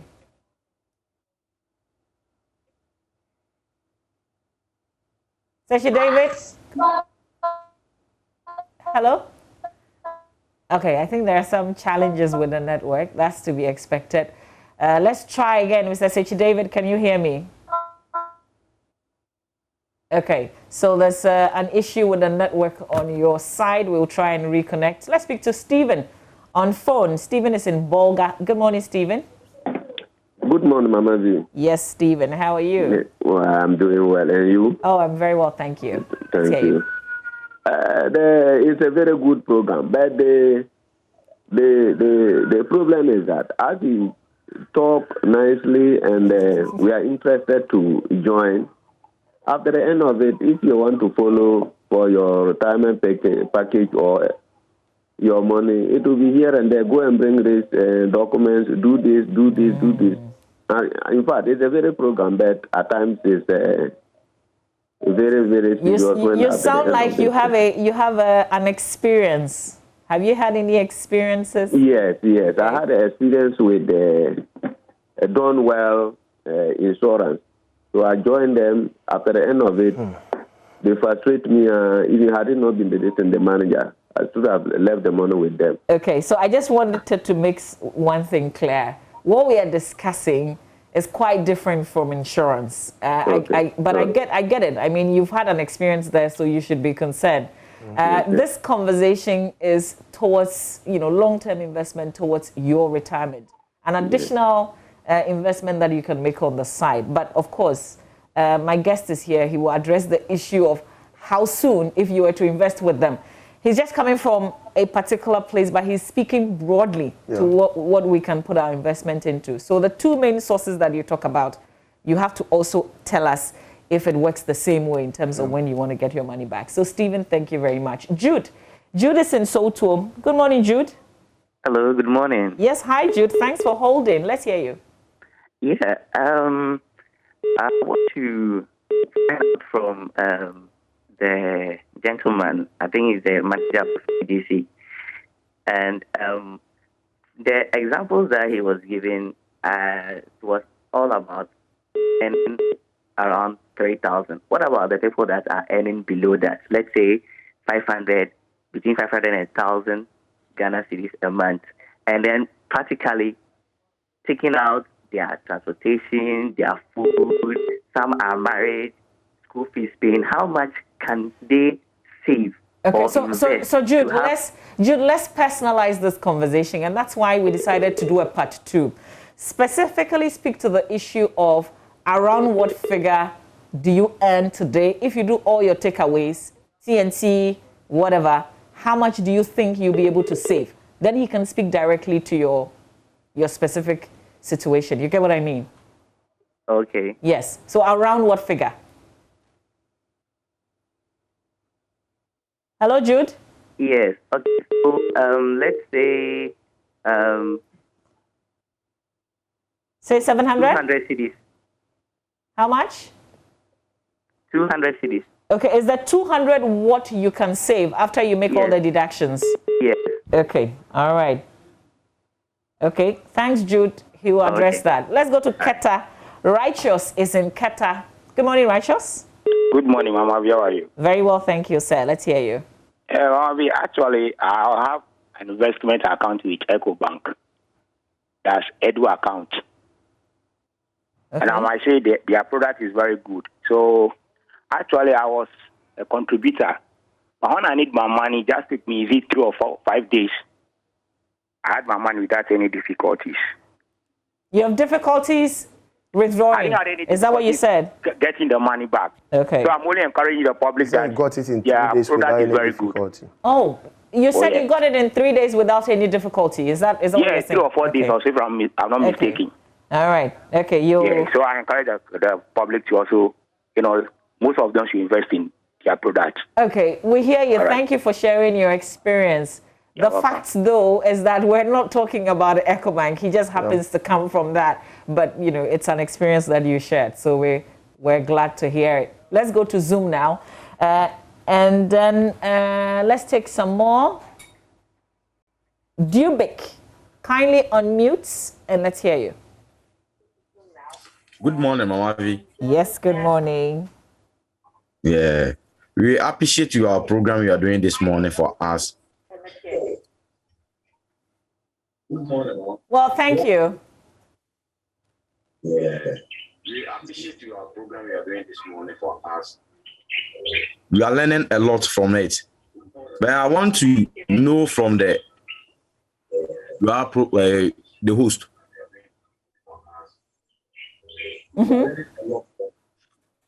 I'm contributing 150 Ghana cedis every month in an investment company. Put in how much? 100?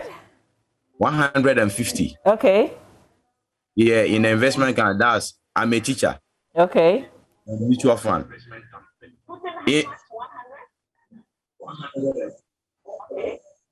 I want to know if in 30 years' time, how much can I earn? Okay. All right. Okay. Thank you very much. We have very limited time, so can we take one more? I'm afraid with Frank. Hello, Frank. Kindly unmute and let's hear you. Hello. Yes, hi, Frank. Yes, please. In this particular economy that we are, I just want a specific company or investment pool that we can commit our funds in it, and we will never be disappointed. Okay. All right. Okay, Frank, thank you very much. Now, I want us to address the questions. I'm afraid this is all the questions that we can take for now because we want to use the rest of the 5 minutes that we have to address. So we have Christopher asking if he were to save 200 Ghana cedis for the next 10 years.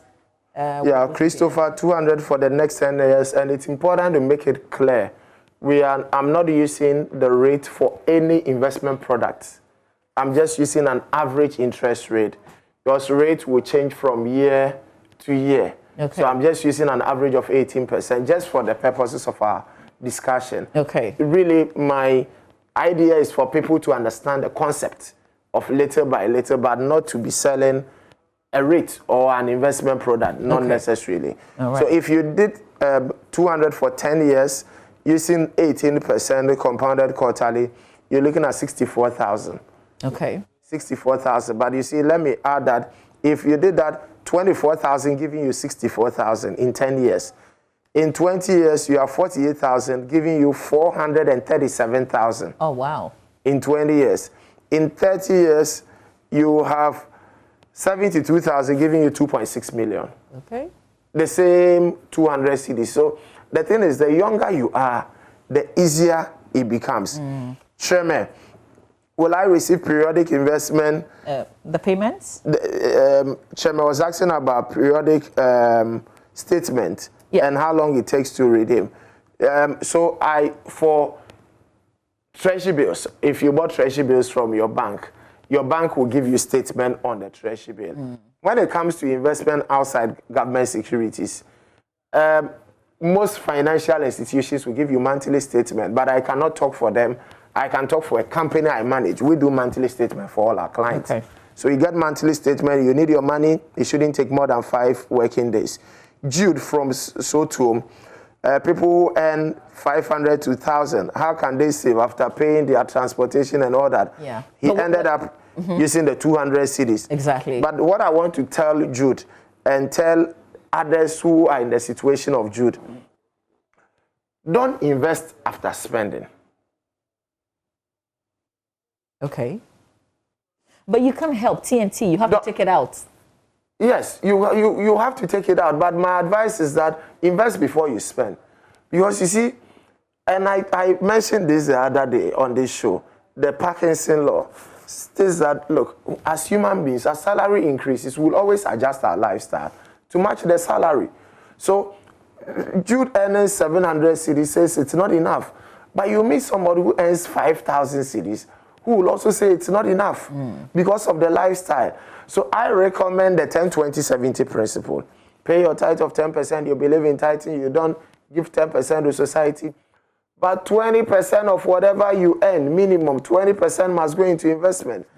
And let the investment go before you start spending. Okay. So if you know you are paid on the 28th, you set up your standing order. Standing order is basically giving your bank instruction to say that on a particular day, move so much into investment. So automate it, because whether you invest or not, the salary will not be enough. Okay. All right. There was the 150 for a teacher for the next 30 years. 150 for a teacher, and again, I'm using 18% for the next 30 years. You're looking at 1.9 million. Okay. Solomon, the collective investments. Solomon from Prestia, he said there was a quotation he liked. The quotation was, salary is the medicine for managing poverty. It does not cure it. Only a business or investment cures poverty. But not all of us can run a business, but everybody can invest. Collective investment scheme, like the name sounds, these are investment schemes that are done collectively for a number of people. It must be licensed and regulated. So you would have 100,000 people in one pool, and investment is done for all of them. Everybody, the beautiful thing is interest is calculated on a daily basis. You get your monthly statement. Anytime you want to add money, you can add money. And anytime you want to take money out, you can take money out. So that is simply what the collective investment scheme is. Okay. It's either a mutual fund or a unit trust. They are all collective investment schemes. Okay. Somebody asked if you could give recommendations. Yes, I recommended government securities, treasury bill, treasury bonds. Out of government securities, I can only talk on a product that is directly under my management, the EDC Fixed Income Fund. You walk into an EcoBank branch, you can get that. Okay, because we don't have time left, I want you to touch on the money mistakes to avoid during retirement. Yes, so there are a number of money mistakes to avoid during retirement. One is being idle during retirement. When you retire, you are just home. You are not active. Your health is likely to deteriorate, and you have to spend money on your health. So that is money mistake number one. Money mistake number two is spending too much too soon. You get a lump sum and you are all over the place. Very soon, you should know that once you retire, you're not going to be getting salary. If you're on a pension, then you get some monthly pension. So don't be in a hurry to spend too much too soon. Mistake number three is committing retirement fund into a capital-intensive project. You retire, you say, I'm going into farming. You retire, you say, I'm going into real estate. It's a money mistake because, you see, when you are 60 and above, that is not the time to take risk. You need to be conservative at that time, else the money will go and not come back. Money mistake number four is depending on your children. When you have retired and you want to depend on your children, because you may be very disappointed. Mistake number five is living in a huge mansion. If you can afford it, great. If you are the average, you don't make that mistake, because it comes with high maintenance costs. It comes with high utility costs. So don't retire and go and live in a huge house. If we can see the slide, if technical team, if a director, yeah, no, go down. Let's see. Yes, don't retire and go and live in a house like this. You will use all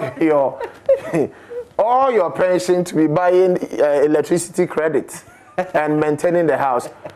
Move down, retire, move down, and live in a house like this. This is a 3-bedroom house. 3-bedroom house. So this is another money mistake. I met a couple, I think in Maryland. I had a breakfast with a couple who were on retirement. I wanted to pay. They said, no, we'll handle it. I said, but you're on retirement? They said, yes, we're on retirement, but we're living good. And they shared the concept of downsizing. So they retired, they sold their big house, very big house. They sold it. They bought a small 3-bedroom house. They made good money off the property. And they are living on the profit they made. So assuming they sold the house for $800,000, bought the house for about $350,000, $400,000, they made money and they are living on that money. They are living good. Another money mistake is having many cars. When you are in retirement, high risk investment, no estate planning. People retire and they don't have a will. What happens to your hard work when you are no more must matter to you. The fact that you have a will does not mean you are going to die tomorrow. So it's another money mistake that people need to avoid. Maybe we need a money mistake as a whole conversation. So what you say we continue with this series sometime, because it's obviously very helpful to us. Yes, but I wanted 30 seconds for our viewers to see that retirement table. Okay. There is a retirement table. Director, if you can project it for us. So once you see the retirement table, go up, please. You would find good. Yes, this one. Look at that. Almost everybody watching this show will find your year of birth on this table. Watch it carefully. Once you find your year of birth, next to it, you'll find your age. Oh, I have. Okay. Once you find your age, next oh to my it, God. you will see the number of years you are left to retire. And once you see the number of years you are left to retire, next to it, you would see the number of salaries you are left to take before you retire. Oh my God. That is on condition that you have a job till age 60. Oh my God. Locate yourself. It's getting close. So what am I supposed to do after I see this? It's supposed to bring that consciousness that you don't have a lot of time. Okay. So you need to take steps. You don't procrastinate. There are some who listened to the last show. Yeah. And they were like, I need to act. I did too. But nothing has happened. Yeah. I want you to have sleepless nights. This has got my attention. Thank you, Mr. Paul Kofi Mante, for this conversation. Amazing. There are people who keep asking where they can find you. They can find you at EcoBank. If you want to invest, you go to any EcoBank branch, you can do that. But I'm in the EcoBank head office. Okay. I've had a number of people coming in after the last show. Can we give your number out, though? Because there are people who will still call us here. We will think about that, but thank you so much. Enjoy the holiday. Thank you for spending a bit of it with us. We have another very important conversation, tax payer identification number. There are a number of changes going on, and if you don't take care, your business can't smoothly go through. So on a holiday like this, when all of us are home, this is another conversation for you to pay attention to. If you don't have a Ghana card, there are many things that I'm afraid you will not be able to do. So this next conversation is for all of us to pay attention to. You're still watching the M Show. Stay with us.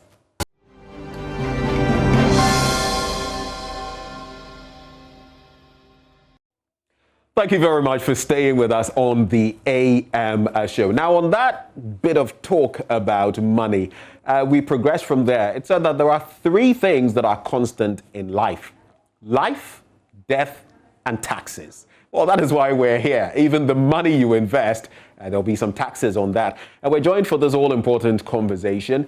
From April the 1st, there have been requirements with regard to the Ghana card PIN, with regard to tax identification numbering, and what role it's going to play moving forward. Now, joining us to break down the matters for us so we can all understand properly and also be on the right end of the law, we have Lawrence Hochonyame, Principal Revenue Officer with the GRA. He joins us for this conversation. Mr. Hochonyame, a very good morning to you. Thank you for Good morning, and good morning to your cherished listeners. Great. So we're going to be digging into these matters, and I think it's only fitting that we start from this Ghana card PIN bit. So before you even get into that, is the Ghana card going to phase out? And I'm asking a question that I get all the time. Is it phasing out the tin? What is the reality there? Yes, Ghana card PIN is, as we all know, a card that is issued by the National Identification Authority, and it's issued to all individuals in this country, citizens, resident and non-resident citizens of Ghana. And to answer your question, yes, moving forward, the Ghana card PIN will be phasing out the tax identification number for individuals. For individuals. Right. And when I say individuals, I'm referring to employees, sole proprietors, directors of companies, and then partners of partnership. So these are classes of individuals we are looking at. So moving forward, their TIN will be replaced with a Ghana card PIN. Right. Yeah. And I'm sure as we go on, we'll look at the dynamics with regard to what role the tin is going to play, what role the Ghana card pin is going to be playing as well. But what is this Ghana card pin? Like I just said, this a pin, a number or a card that is issued by the National Identification Authority, and it's issued to individuals. Unfortunately, the Ghana card is not issued to companies and other organizations. It's issued to individuals. And it's a card that is meant to be used by all persons or individuals to transact businesses in this country. So that card is going to be the one unique identifier for all business transactions in this country. And GRA is one of the organizations taking the lead role to make sure that we replace the existing tax identification numbers with the Ghana card pin. So just that, we are migrating all our individual taxpayers who either were using the tax identification number to the use of Ghana card pin. So basically, it's just the national identification card that is issued by the National Identification Authority. And I can't fathom how this would have been done without the GRA. But so is that what has necessitated this switch? What is it that you would say is the main thing that has necessitated this switch? Because we had the 10 and the system was working. So what has necessitated the switch? Yeah, it's purely government policy. It's purely government policy. We've got to a point where we have too many identifiers. Too many identifiers. When you travel to the developed world, you know, we just have one unique identifier to be able to identify you for all transactions. But in our country, we have too many identifiers. So as part of government policy... When you speak of these identifiers, you're talking about the different systems, the cards. The cards, the numbers. You have your Ghana card, you have your voter's ID, you have this, you have that, you have your TIN. That is it. So we're trying to... just get one unique identifier. Get one unique identifier, and that identifier will be used for all transactions. All transactions in this country. We in GRA are just taking the lead role in making sure that we replace, but other organizations will follow as we move on. Other state organizations will follow. So basically, just to get one unique identifier for all transactions. For all transactions. And that's the whole idea. Yes, that's the whole idea. That unique identifier will be the Ghana card pin. Right. That's the Ghana card personal identification number. Right.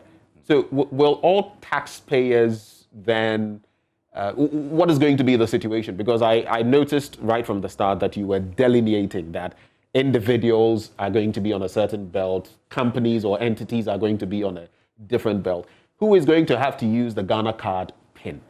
Yeah, like we indicated, all individuals would have to migrate or match their Ghana card pin with their tax identification number, or match their tax identification number to Ghana card pin. And that would require all individuals to go to the nearest GRA office to do that, or the nearest GRA offices. We have some designated GRA offices where you can conveniently get a new Ghana card. If you do not have one, you can just go and apply for a new Ghana card. We have about 14 designated offices, GRA offices, that you can just go and process your Ghana card if you do not have one. Right. But if you already have one, you already have a Ghana card, all you do is to go to any of the GRA offices and we'll be able to match your tax identification number to your Ghana card. And moving forward from 1st April 2021 to 31st December 2021, that is the transition period. And we're expecting all individuals to have their TIN matched with the Ghana card. And so moving forward, we'll only identify you with the Ghana card pin for all transactions with GRA. In the interim, those who are yet to get the Ghana card can still use their TINs? Yes, you come to GRA and get your TIN match with your Ghana card. If you do not have a Ghana card, we would generate one for you in the following offices. Excuse me, let me just walk you through the offices. We have the TIN Center at the Registrar General's Department. Okay. We can generate a Ghana card PIN for you there. The TIN Center at the Customs Long Room, you know, for our importers. We can generate Ghana card for you immediately for you to be able to clear your goods. Okay. The Spinters Road Taxpayer Service Center at the Braka Taxpayer Service Center, Tema Taxpayer Service Center 1, Kofrodua Taxpayer Service Center, Cape Coast Taxpayer Service Center, Takrade Taxpayer Service Center, Asukwa Taxpayer Service Center, Sunyani Taxpayer Service Center, Ho Taxpayer Service Center, Tamale, Bolgatanga, and Wa Taxpayer Service Centers. When you visit any of these taxpayer service centers, we would generate the Ghana card for you immediately. I'm sure for big businesses, people who have quite a bit to do or who are key players in industry, they would want to know how quickly this process would be. Time is always of the essence. So if someone were to go to any of these centers, how long on average should they expect this process to be completed? No, it will be generated within a day. Within a day? Yeah. You just come and then it's just the two cards are already there. So we would only do the matching. We'll only match your PIN, your TIN to your Ghana card PIN. And then any data that you have with GRA, we can explore and recover that information with your Ghana card PIN. In other words, the Ghana card PIN become your identifier. So in terms of our legal framework, we have the Revenue Administration Act, Act 915. Does that mean that has changed? Because that is what's even specified the TIN and what should be done in respect of it. Has that changed? No, that wouldn't change. Like you rightly indicated, the taxation is a creature of statute. And the Revenue Administration Act imposes obligation on the Commissioner General to ensure that all taxpayers are identified, and that gave birth to the Taxpayer Identification Numbering System, the TIN. As I indicated earlier, all persons other than individuals will continue to use their TIN. Companies and organizations and entities other than individuals will still continue to use their TIN. So the TIN provision will continue to be there. That obligation still falls on the Commissioner General to ensure that persons are identified in a unique way. But what this is doing, the new system we are migrating to, is to move individuals that has TIN so that we can identify them using the Ghana card PIN. The law that established the National Identification Authority also foresaw that moving forward there'll be the need for us to use the TIN, the Ghana card PIN, for tax-paying purposes. You know, so this thing was envisaged by Parliament when the two pieces of legislations were being passed. So yes, the Revenue Administration Act 915 would continue to be in force. It will not be amended. For all individuals, they would just migrate them and use the Ghana card PIN as their tax identification number. In case you just joined the conversation, we're having a very important discourse here on the Ghana card and the TIN, discussion. You may be wondering what exactly you must do to ensure that you're on the right end of the law, that you're paying your taxes, that you can actually, do the right thing. And we have Lawrence Hochonyame, Principal Revenue Officer of the GRA, with us. If you've just joined the conversation, that's what we're doing. You did mention a cluster of offices that people can go through now, but there might, I'm sure you have other offices that people have been making their payments at. Does this mean those offices have changed? For someone who may be wondering, do I now have to go to these specific offices only? Can't I go to other points to pay my taxes or to ensure that the rollover is done? What is the situation on that? No, the offices remain same. Okay. The offices that I have mentioned are designated offices where you can register your new Ghana card. But when you already have a Ghana card and already have your TIN, you can move to any of our offices to get those two numbers matched. When you have a Ghana card and you have your TIN already, you can move to any of our offices, and then what our officers will do is to match these two numbers and then now move on to identify you with your Ghana card PIN instead of your TIN. So just for clarity, if someone were to show up at any of your offices without the Ghana card PIN, but with a TIN, you would be able to aid this person go through the process. Exactly so. Exactly so. And that is why we are calling for that all our cherished taxpayers, especially individuals who already have the Ghana card and already have their TIN, should just move to the nearest GRA offices and we'll get our officers get that information so the merger matched. is done. The match. So that moving forward, we will only identify you with the Ghana card PIN. Once we log your Ghana card PIN into our system, it gives us every information, your tax information about you.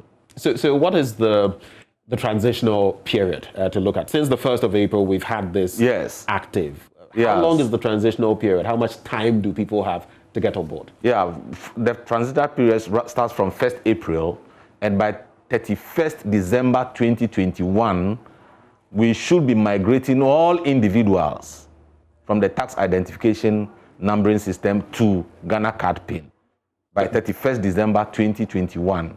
Does that imply by the end of the year we're doing away with the TIN?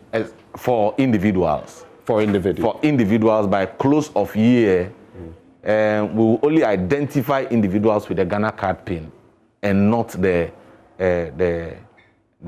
old tax identification number that has been issued. So the transition period runs from 1st April 2021 to 31st December 2021.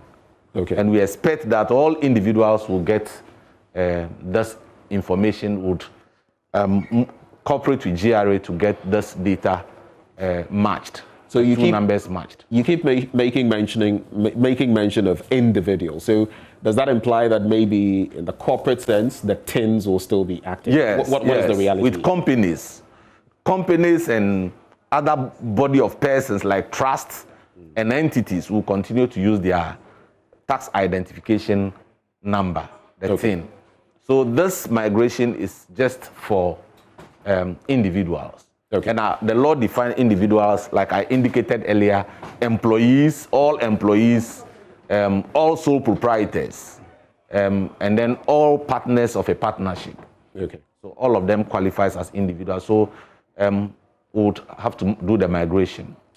Is it possible to have multiple TINs? And should someone have multiple TINs, how would the person be treated? Now, I recall there was a time when I lost my TIN. I had saved it somewhere, taken a snapshot of it. I'd saved the number somewhere, but I simply couldn't find it. And I nearly went in for another. Fortunately, I was able to find it at the tail end. But for someone who somehow has multiple TINs, how is that situation going to be addressed? Because you want to ensure that every person has one identifier. Yeah, that was a challenge with the challenge we had with the TIN system. Okay. People would come in, generate a TIN, will go to the next time they want to clear goods from the port, and then they'll just give their particulars to the clearing agent. The clearing agent will manipulate that information and generate another TIN, which is wrong legally, but a lot of people have been able to sail through with that. So what we moving forward doing is to match all the TIN to your Ghana card PIN. So when you have two tax identification numbers, 2 tins or more, you just come with all the numbers. We'll match them. We'll match them with your Ghana card PIN. And so with that information, we are going to do away with all the existing tax identification numbers. Once we match them, whichever way, we'll be able to identify you. It will still be traceable back to that specific income. Exactly so. So these are some of the benefits of exactly the new system we're applying. Yes. I'm sure those who are expatriates or non-residents, and the law has a way of dealing with them as well when it comes to taxing their income. But how do they fit into all of this? Do they also need a PIN? What kind of PIN? Yeah. We have a non-citizen Ghana card. Right. That is also issued to foreigners who are legally or permanently residing in Ghana. So all foreigners who are legally residing in Ghana or permanently residing in Ghana, yes, the law allows them to go for non-citizen Ghana card. And once that non-citizen Ghana card is issued, they can also come and then we do the matching for them. So foreigners in Ghana could be issued with the non-citizen Ghana card. And we would use that information to match with their TIN, which was already issued to some of them. And then we'll now, moving forward, do business with them using the Ghana card PIN. So it's as simple as that. As simple Seamless. as that. Then they can go ahead. Yes. And their tax situation will be cleared. But I'm sure in making mention of all of this, institutions to, just like with that, institutions that have been mandated to deal with TIN and all of that, what happens now per Act 915? What are the changes they have to take? When you rightly mentioned, when you go to the first schedule of Act 915, there's a list of institutions that are mandated by the law to help the Commissioner General in the implementation of the tax identification numbering system. Yes, that provision still remains. Moving forward, once you are a taxpayer, you've gotten your Ghana card PIN and your TIN matched, and we could now identify you with the Ghana card for tax purposes, you go and transact business with those institutions with the Ghana card PIN. And so all those institutions will be able to verify your Ghana card PIN. So that feeds into my very next question. So now their mandate will be to partake in this verification process, in aiding the Ghana Revenue Authority. Exactly. All the third parties and those institutions that have been specifically mentioned in the first schedule of the RAA, all of them will be in the position to verify the Ghana card PIN through the GRA integration portal. So we'll give them access. They would have to register with GRA. We give them the permission to do the verification. Now, one thing that has been made mention of, and we even read it in the papers and all of that, was that once we had all these numbers when it comes to the Ghana card, over 15 million people who had already got onto it, it meant that the GRA too, by feeding into that, would have the tax base increase. Is that true? And how is the GRA planning on making the most of the situation to ensure that the tax net, if it's broader, then we can make more taxes for the country? I think that is the real purpose of this whole exercise. Prior to the migration, we have about 6.2 million individuals who have registered for, or persons who have registered for TIN. Now we have data from Ghana National Identification Authority. That's, like you indicated, approximately 15 million persons or individuals that have these numbers. So basically, the rationale is to expand the tax base. There has been this argument all those years that our tax base is too narrow.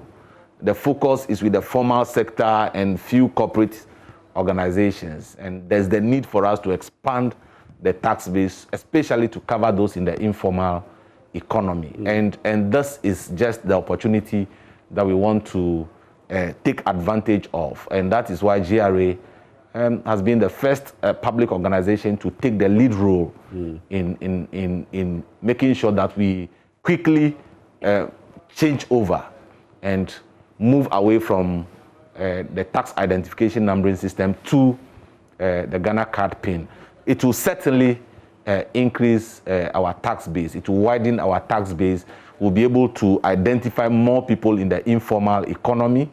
It has been, the informal economy has been a challenge to tax administration all over the world. And for us, we think that this migration that we're doing will help us to identify all our potential taxpayers. So this basically will help plug some of the loopholes. Absolutely. The loopholes you've had absolutely in terms of generating taxes. Yeah. But let me ask you, now, I did mention earlier that there are three things that some say are constant in life. Once you find yourself on earth: life, death, and taxes. Yes. But people also tend to shy away from the taxes. Sometimes they feel they are being overtaxed and all of that. What are the benefits, if any, to the taxpayer, the Ghanaian taxpayer, in terms of the Ghana card PIN, in terms of the TIN PIN integration and all of that? Are there any benefits to the ordinary Ghanaian?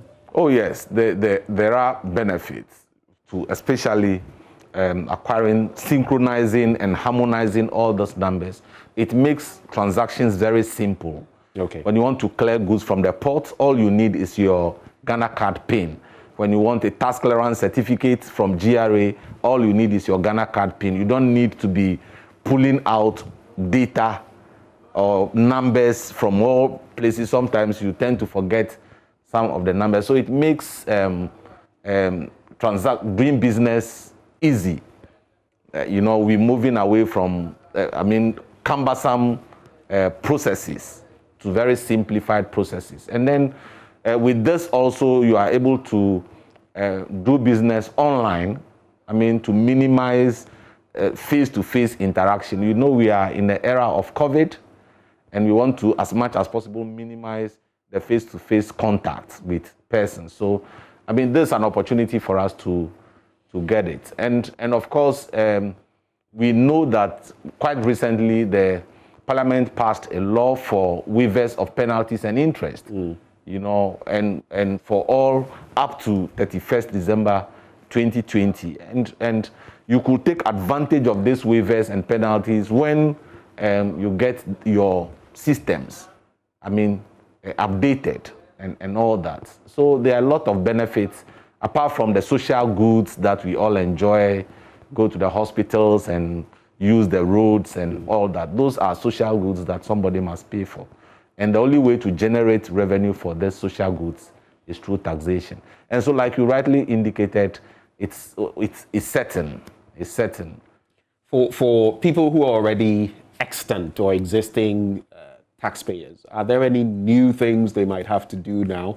Any new protocols they have to observe to get in sync with this system? Yeah, existing taxpayers, individuals, just walk to the nearest GRA offices, and then our officers will be more than willing to help you to match these two numbers. We just want to migrate individuals from the old TIN numbers, the tax identification numbers, to the Ghana card PIN. So if you're an existing taxpayer and you already have these two numbers, you just walk to the nearest GRA office and we'll be more than willing to match these two numbers for you.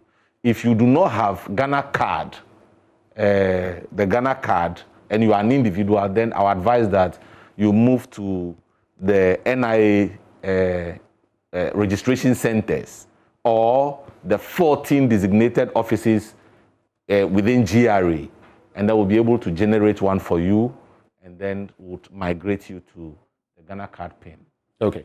And I know this is going to be a learning process, a continuous learning process for all of us. Yeah. Between now and the 31st of December, we'll keep learning a few more things and ensure that we're doing the right thing in terms of contributing when it comes to taxes. But Before you let go of us, I know the GRA has started a digitization drive. There's a whole lot you're doing. Yeah. In your final comments, tell us a bit about that and maybe any other top-ups you want to give before we sign off. Thank you very much. GRA is moving strongly in that area of digitization. You know, that is the world in which we are now, and we cannot be left out. And so we're trying to change our operational processes to make it easy for taxpayers to file returns online and pay taxes online. And these are the primary obligations of the taxpayer. I mean, filing of returns and payment of taxes. So you'd be able to do this through the Government of Ghana official platform, which we call the Ghana.gov. You log in Ghana.gov, and in there you find a lot more state institutions, and you find GRA there. And when you click on GRA, it gives you all the services that we offer that you can access. You can file the returns online, you can pay online. I must be quick to add that the returns filing, the due date for the return filing ended just this Friday. Oh, wow. 30th April.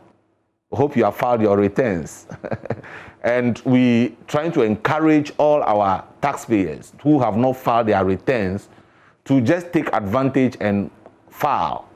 You can just, this holiday, you can just go into the system and then you file your returns, you know, and do the filing. So, like I indicated, you either go to our website, the www.gra.gov.gh. Right. Our website, you'd also be able to have access to the Ghana.gov portal, and then you file. You'll be able to have access to all our IT applications, ITAPs, and then you file. And then you can also go to Ghana.gov, and then you have access to all the services that we offer. You know, when you take your phone right now and you click, you search Ghana.gov, it will display some state institutions. You just select GRA, and then you click on apply. Okay. And when you click on apply, all our services are displayed there, which include filing of returns, payment of taxes, making custom declarations, and all other services. Making it all very simple. Yes. So you just sit in the comfort of your home, and then you select any of the services, and then you do. You could either file or pay. Now, there are two main returns that you can file: the corporate income tax return and the personal income tax returns. These two are quickly available. You can do them online. I think at some point we might have to bring you back into the studio to give us more education on all of these matters. But it's been insightful, it's been revealing, and of course, we're grateful that you joined us for this discussion this morning, Mr. Hochonyame. Lawrence Hochonyame is Principal Revenue Officer at the GRA.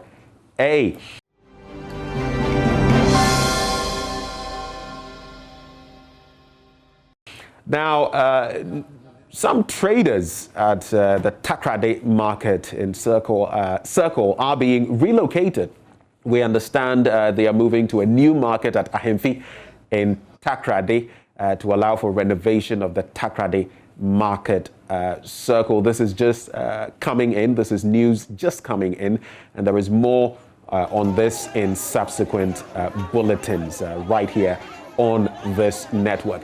But when we return, we're going to be talking about those 400 plus schools that are going to be slugging it out when it comes to the National Science and Math Quiz 2021. We have our men on the ground, and there's more after this. I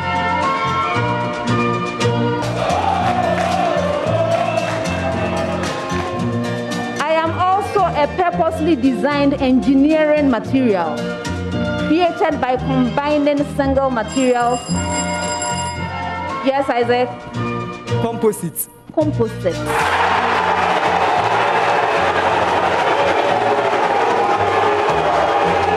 I was reading the the fifth clue, 3 points. At the end of the contest, here are the final scores. Opokuwari School has 21 points. Adisadel College has 31 points.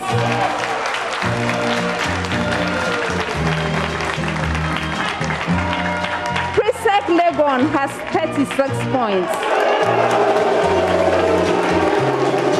Opokuwari School, congratulations for making it all the way to the grand finale.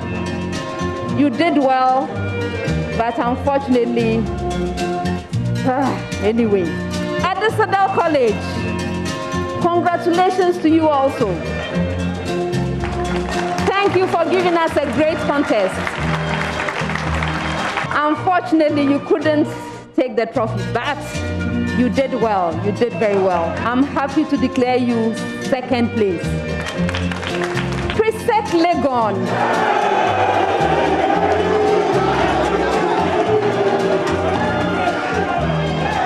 Congratulations on winning the contest. Very well done. You have won the championship. I am pleased to congratulate you on your achievement as 2020 National Science and Math Quiz champions. Hooray! They came in the year 1995 and they were champions.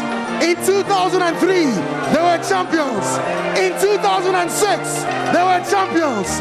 In 2008, they were champions. In 2009, they were champions. And in 2020,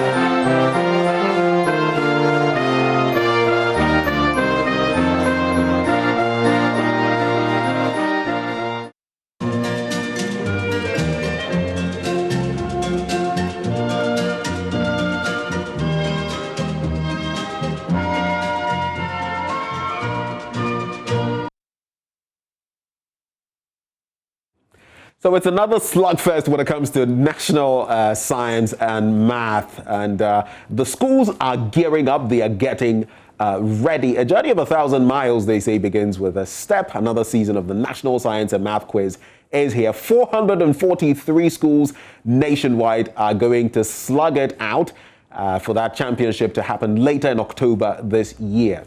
Now, our teams are in the Upper West and Greater Accra regions for the qualifiers. Maxwell Agbagba is at the Accra College of Education. Manuel Kuranting is on the other end of town in the Upper West Regional Library in Wa.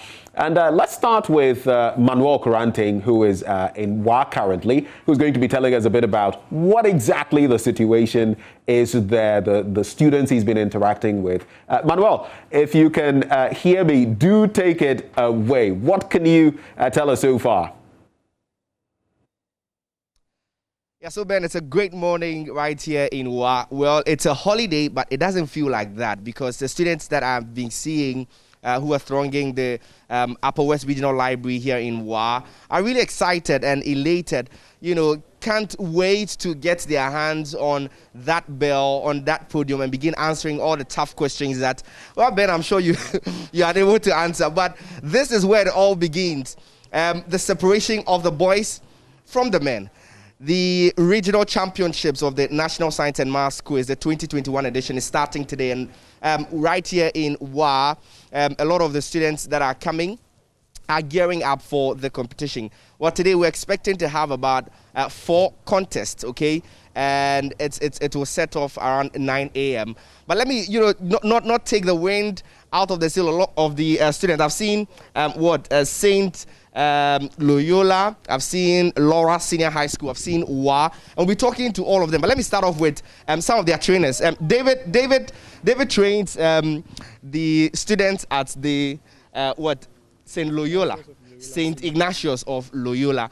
Grateful that you could speak to us. How does it feel? You were a seeded school, and they were a seeded school in 2019, and they lost that spot in 2020. How does it feel coming back into the competition this year? Yeah, I think it's for us it's normal, and it's we are training students to come and explore, and then tell the world what they have. So definitely, I was happy when I was seeded, but though definitely I was also not happy when we couldn't maintain the sport. So you are the same trainer for the school that got the students who got? So many years now. Okay. Yeah, I'm the same person that has been handling them for the past 5 years. I mean, what's the atmosphere like? Maybe I should call the students, St. Ignatius, come closer, let's have a chat. So, I mean, what's being the atmosphere? We know that COVID struck and the schools got closed. And your school is what, in quite a remote area. How have you been dealing with all of those and preparing the students for the competition? It hasn't been easy, but we've been there for long, so we are used to the system. So I think we are okay.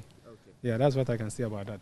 Yeah, giving the reasons wouldn't help you to go wherever you want to go. It's just about putting in the hard work, that's all. And I think we've done that. So we deserve the best. Absolutely. We'll see whether or not you have done that, and indeed you deserve that. But hey, St. Ignatius of Loyola, how do you feel? Is there excitement there? Yeah. No, I don't fear. I don't get a vim. It's like you people, you are not ready to have a conversation. Are you ready to have a conversation? Yeah. Are you prepared for the competition? Yes. Oh, are you? Yeah. Well, who's going to talk to me? I need one person to talk to me. How's the preparation being like? Like, it's normal as usual, but like we didn't get the time to practice because of COVID and other things. Okay. Yeah, but I think we've done enough. But of course, you didn't prepare. But this is a competition that, I mean, has no mercy for anybody. It's brutish, it's straight hardcore, and so on. Do you think that you're going to match? I mean, there's Nandom Senior High School, there's St. Francis Xavier, a lot of the other schools that you're going to meet this time around. Do you think you're prepared? Like, if the Saints can do it, why can't we? If who can do it? Saints can do, why can't we? And the Saints are who? Like, we are the Saints. Our people, our seniors were able to do it. I think we will be able to do it. Your seniors were able to do it, so you'll also be able to do it. And so that's a picture with the St. Ignatius of Loyola. I see over there students from Laura Senior High School. I'm told that I have just a couple of minutes to hand over back into the studio. But let me speak to the Laura. Laura, come closer. Oh, this is Laura. Are you scared? Are you're already tensioned, and the competition is not started? You're already tensioned. Are you going to have mercy on some people here? Because, I mean, there are boys schools, there's Nandom, there's St. Francis Xavier, and you think you leave the slots for them? You leave for them? No, we'll not leave it for them. We are here to come and win, so it's just 100%. We are just here to take the winner, so they should just expect nothing but the best from us. So what? They should expect what? The best from you? Yes. Yeah, I see you dressed nicely. Well, all the best to you, and may the best contestants win. But from here at the WA, of course, Upper West Regional Library here in WA, it's all excitement, and you're seeing the students, expressing their expectations really for the competition that is about to go down here in WA. But from here, let me hand over straight over to Maxwell Agbagba, who is standing by at the Accra College of Education to give us what's happening in the Southern Zone.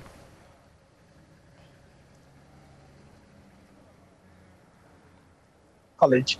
All is set. As you can see in the background, students seated, cameras set up, ready for the action to start right here. Let me just quickly run you through the contest that we have for today. So we have Holy Trinity Cathedral, SHS versus Adan Senior High Technical School, and then Protectation and Shai Usudoku SHS. That's going to be the first contest. But the contest that everyone is looking forward to is the West Africa Senior High School contest, Kimbu Senior High Technical School, Presec Osu, and then Tema Secondary School. You know that in the 2018 National Science and Maths Quiz, West Africa Senior High School made a good showing. In fact, they missed out on the trophy by just 1 point. And a lot of people have said that the 2018 year was their best year so far, and a lot of people have said that there's no way they can, move past that stage that they got to in the 2018 competition. The guys here tell me that, look, this time around, you're going to qualify right from the regionals. They are hopeful that you're going to make it and win the 2021 competition, and it all starts right from here. Many of the students here are optimistic. I have one of the contestants from West African Secondary School, Senior High School. How hopeful are you for today's competition? It's going to be tough. Can you speak up a little? Yeah, it's going to be a tough contest, but we're still going to gain a victory from this contest. Okay, you're hopeful that you're going to win. In 2018, your seniors made a very good showing here in this contest. Are you sure you're going to equal that and go past that? Oh, sure, by the grace of God, we're going to pass. You're going to do that? Yeah, we're going to do that. Okay, sure. So you just heard from one of the contestants from the West Africa Senior High school telling you about how optimistic they are that they would make it in the 2021 competition. Now, in the contest today, we have Olam Senior High School. We also have Nungwa SHS, Bechley SHS, and then Accra High Senior High School. And then in contest 4, we have Tema Methodist Senior High School, Community Senior High School, Armed Forces Senior High Technical School, Ebenezer Senior High School, and then English among from Senior High School. Presec Legon, they won the competition for the 6th time in 2020. The journey has started for another school to win the coveted trophy. Maybe it could be the 7th time for Presec. But some of the students here are saying that they are going to take that trophy. Hi, what's your name? Okay, which school? Precipitation. How hopeful are you? Oh, I'm optimistic about how we're going to perform because we've never been to the preliminary. So interesting stuff. The school's getting ready to slug it out. You could almost feel the tension in there. 443 schools for 108 slots. Yes, sir. And that journey begins today. We've given you a sneak peek of what to expect. There will be more in the coming days. We'll be doing all the countdown right here on the AM Show. Well, thank you very much for joining us for this exciting edition AM Show. We look forward to having your company tomorrow as well. Do have a wonderful day. Yeah, whatever you do on this holiday, please remember to protect yourself. COVID is still very much with us.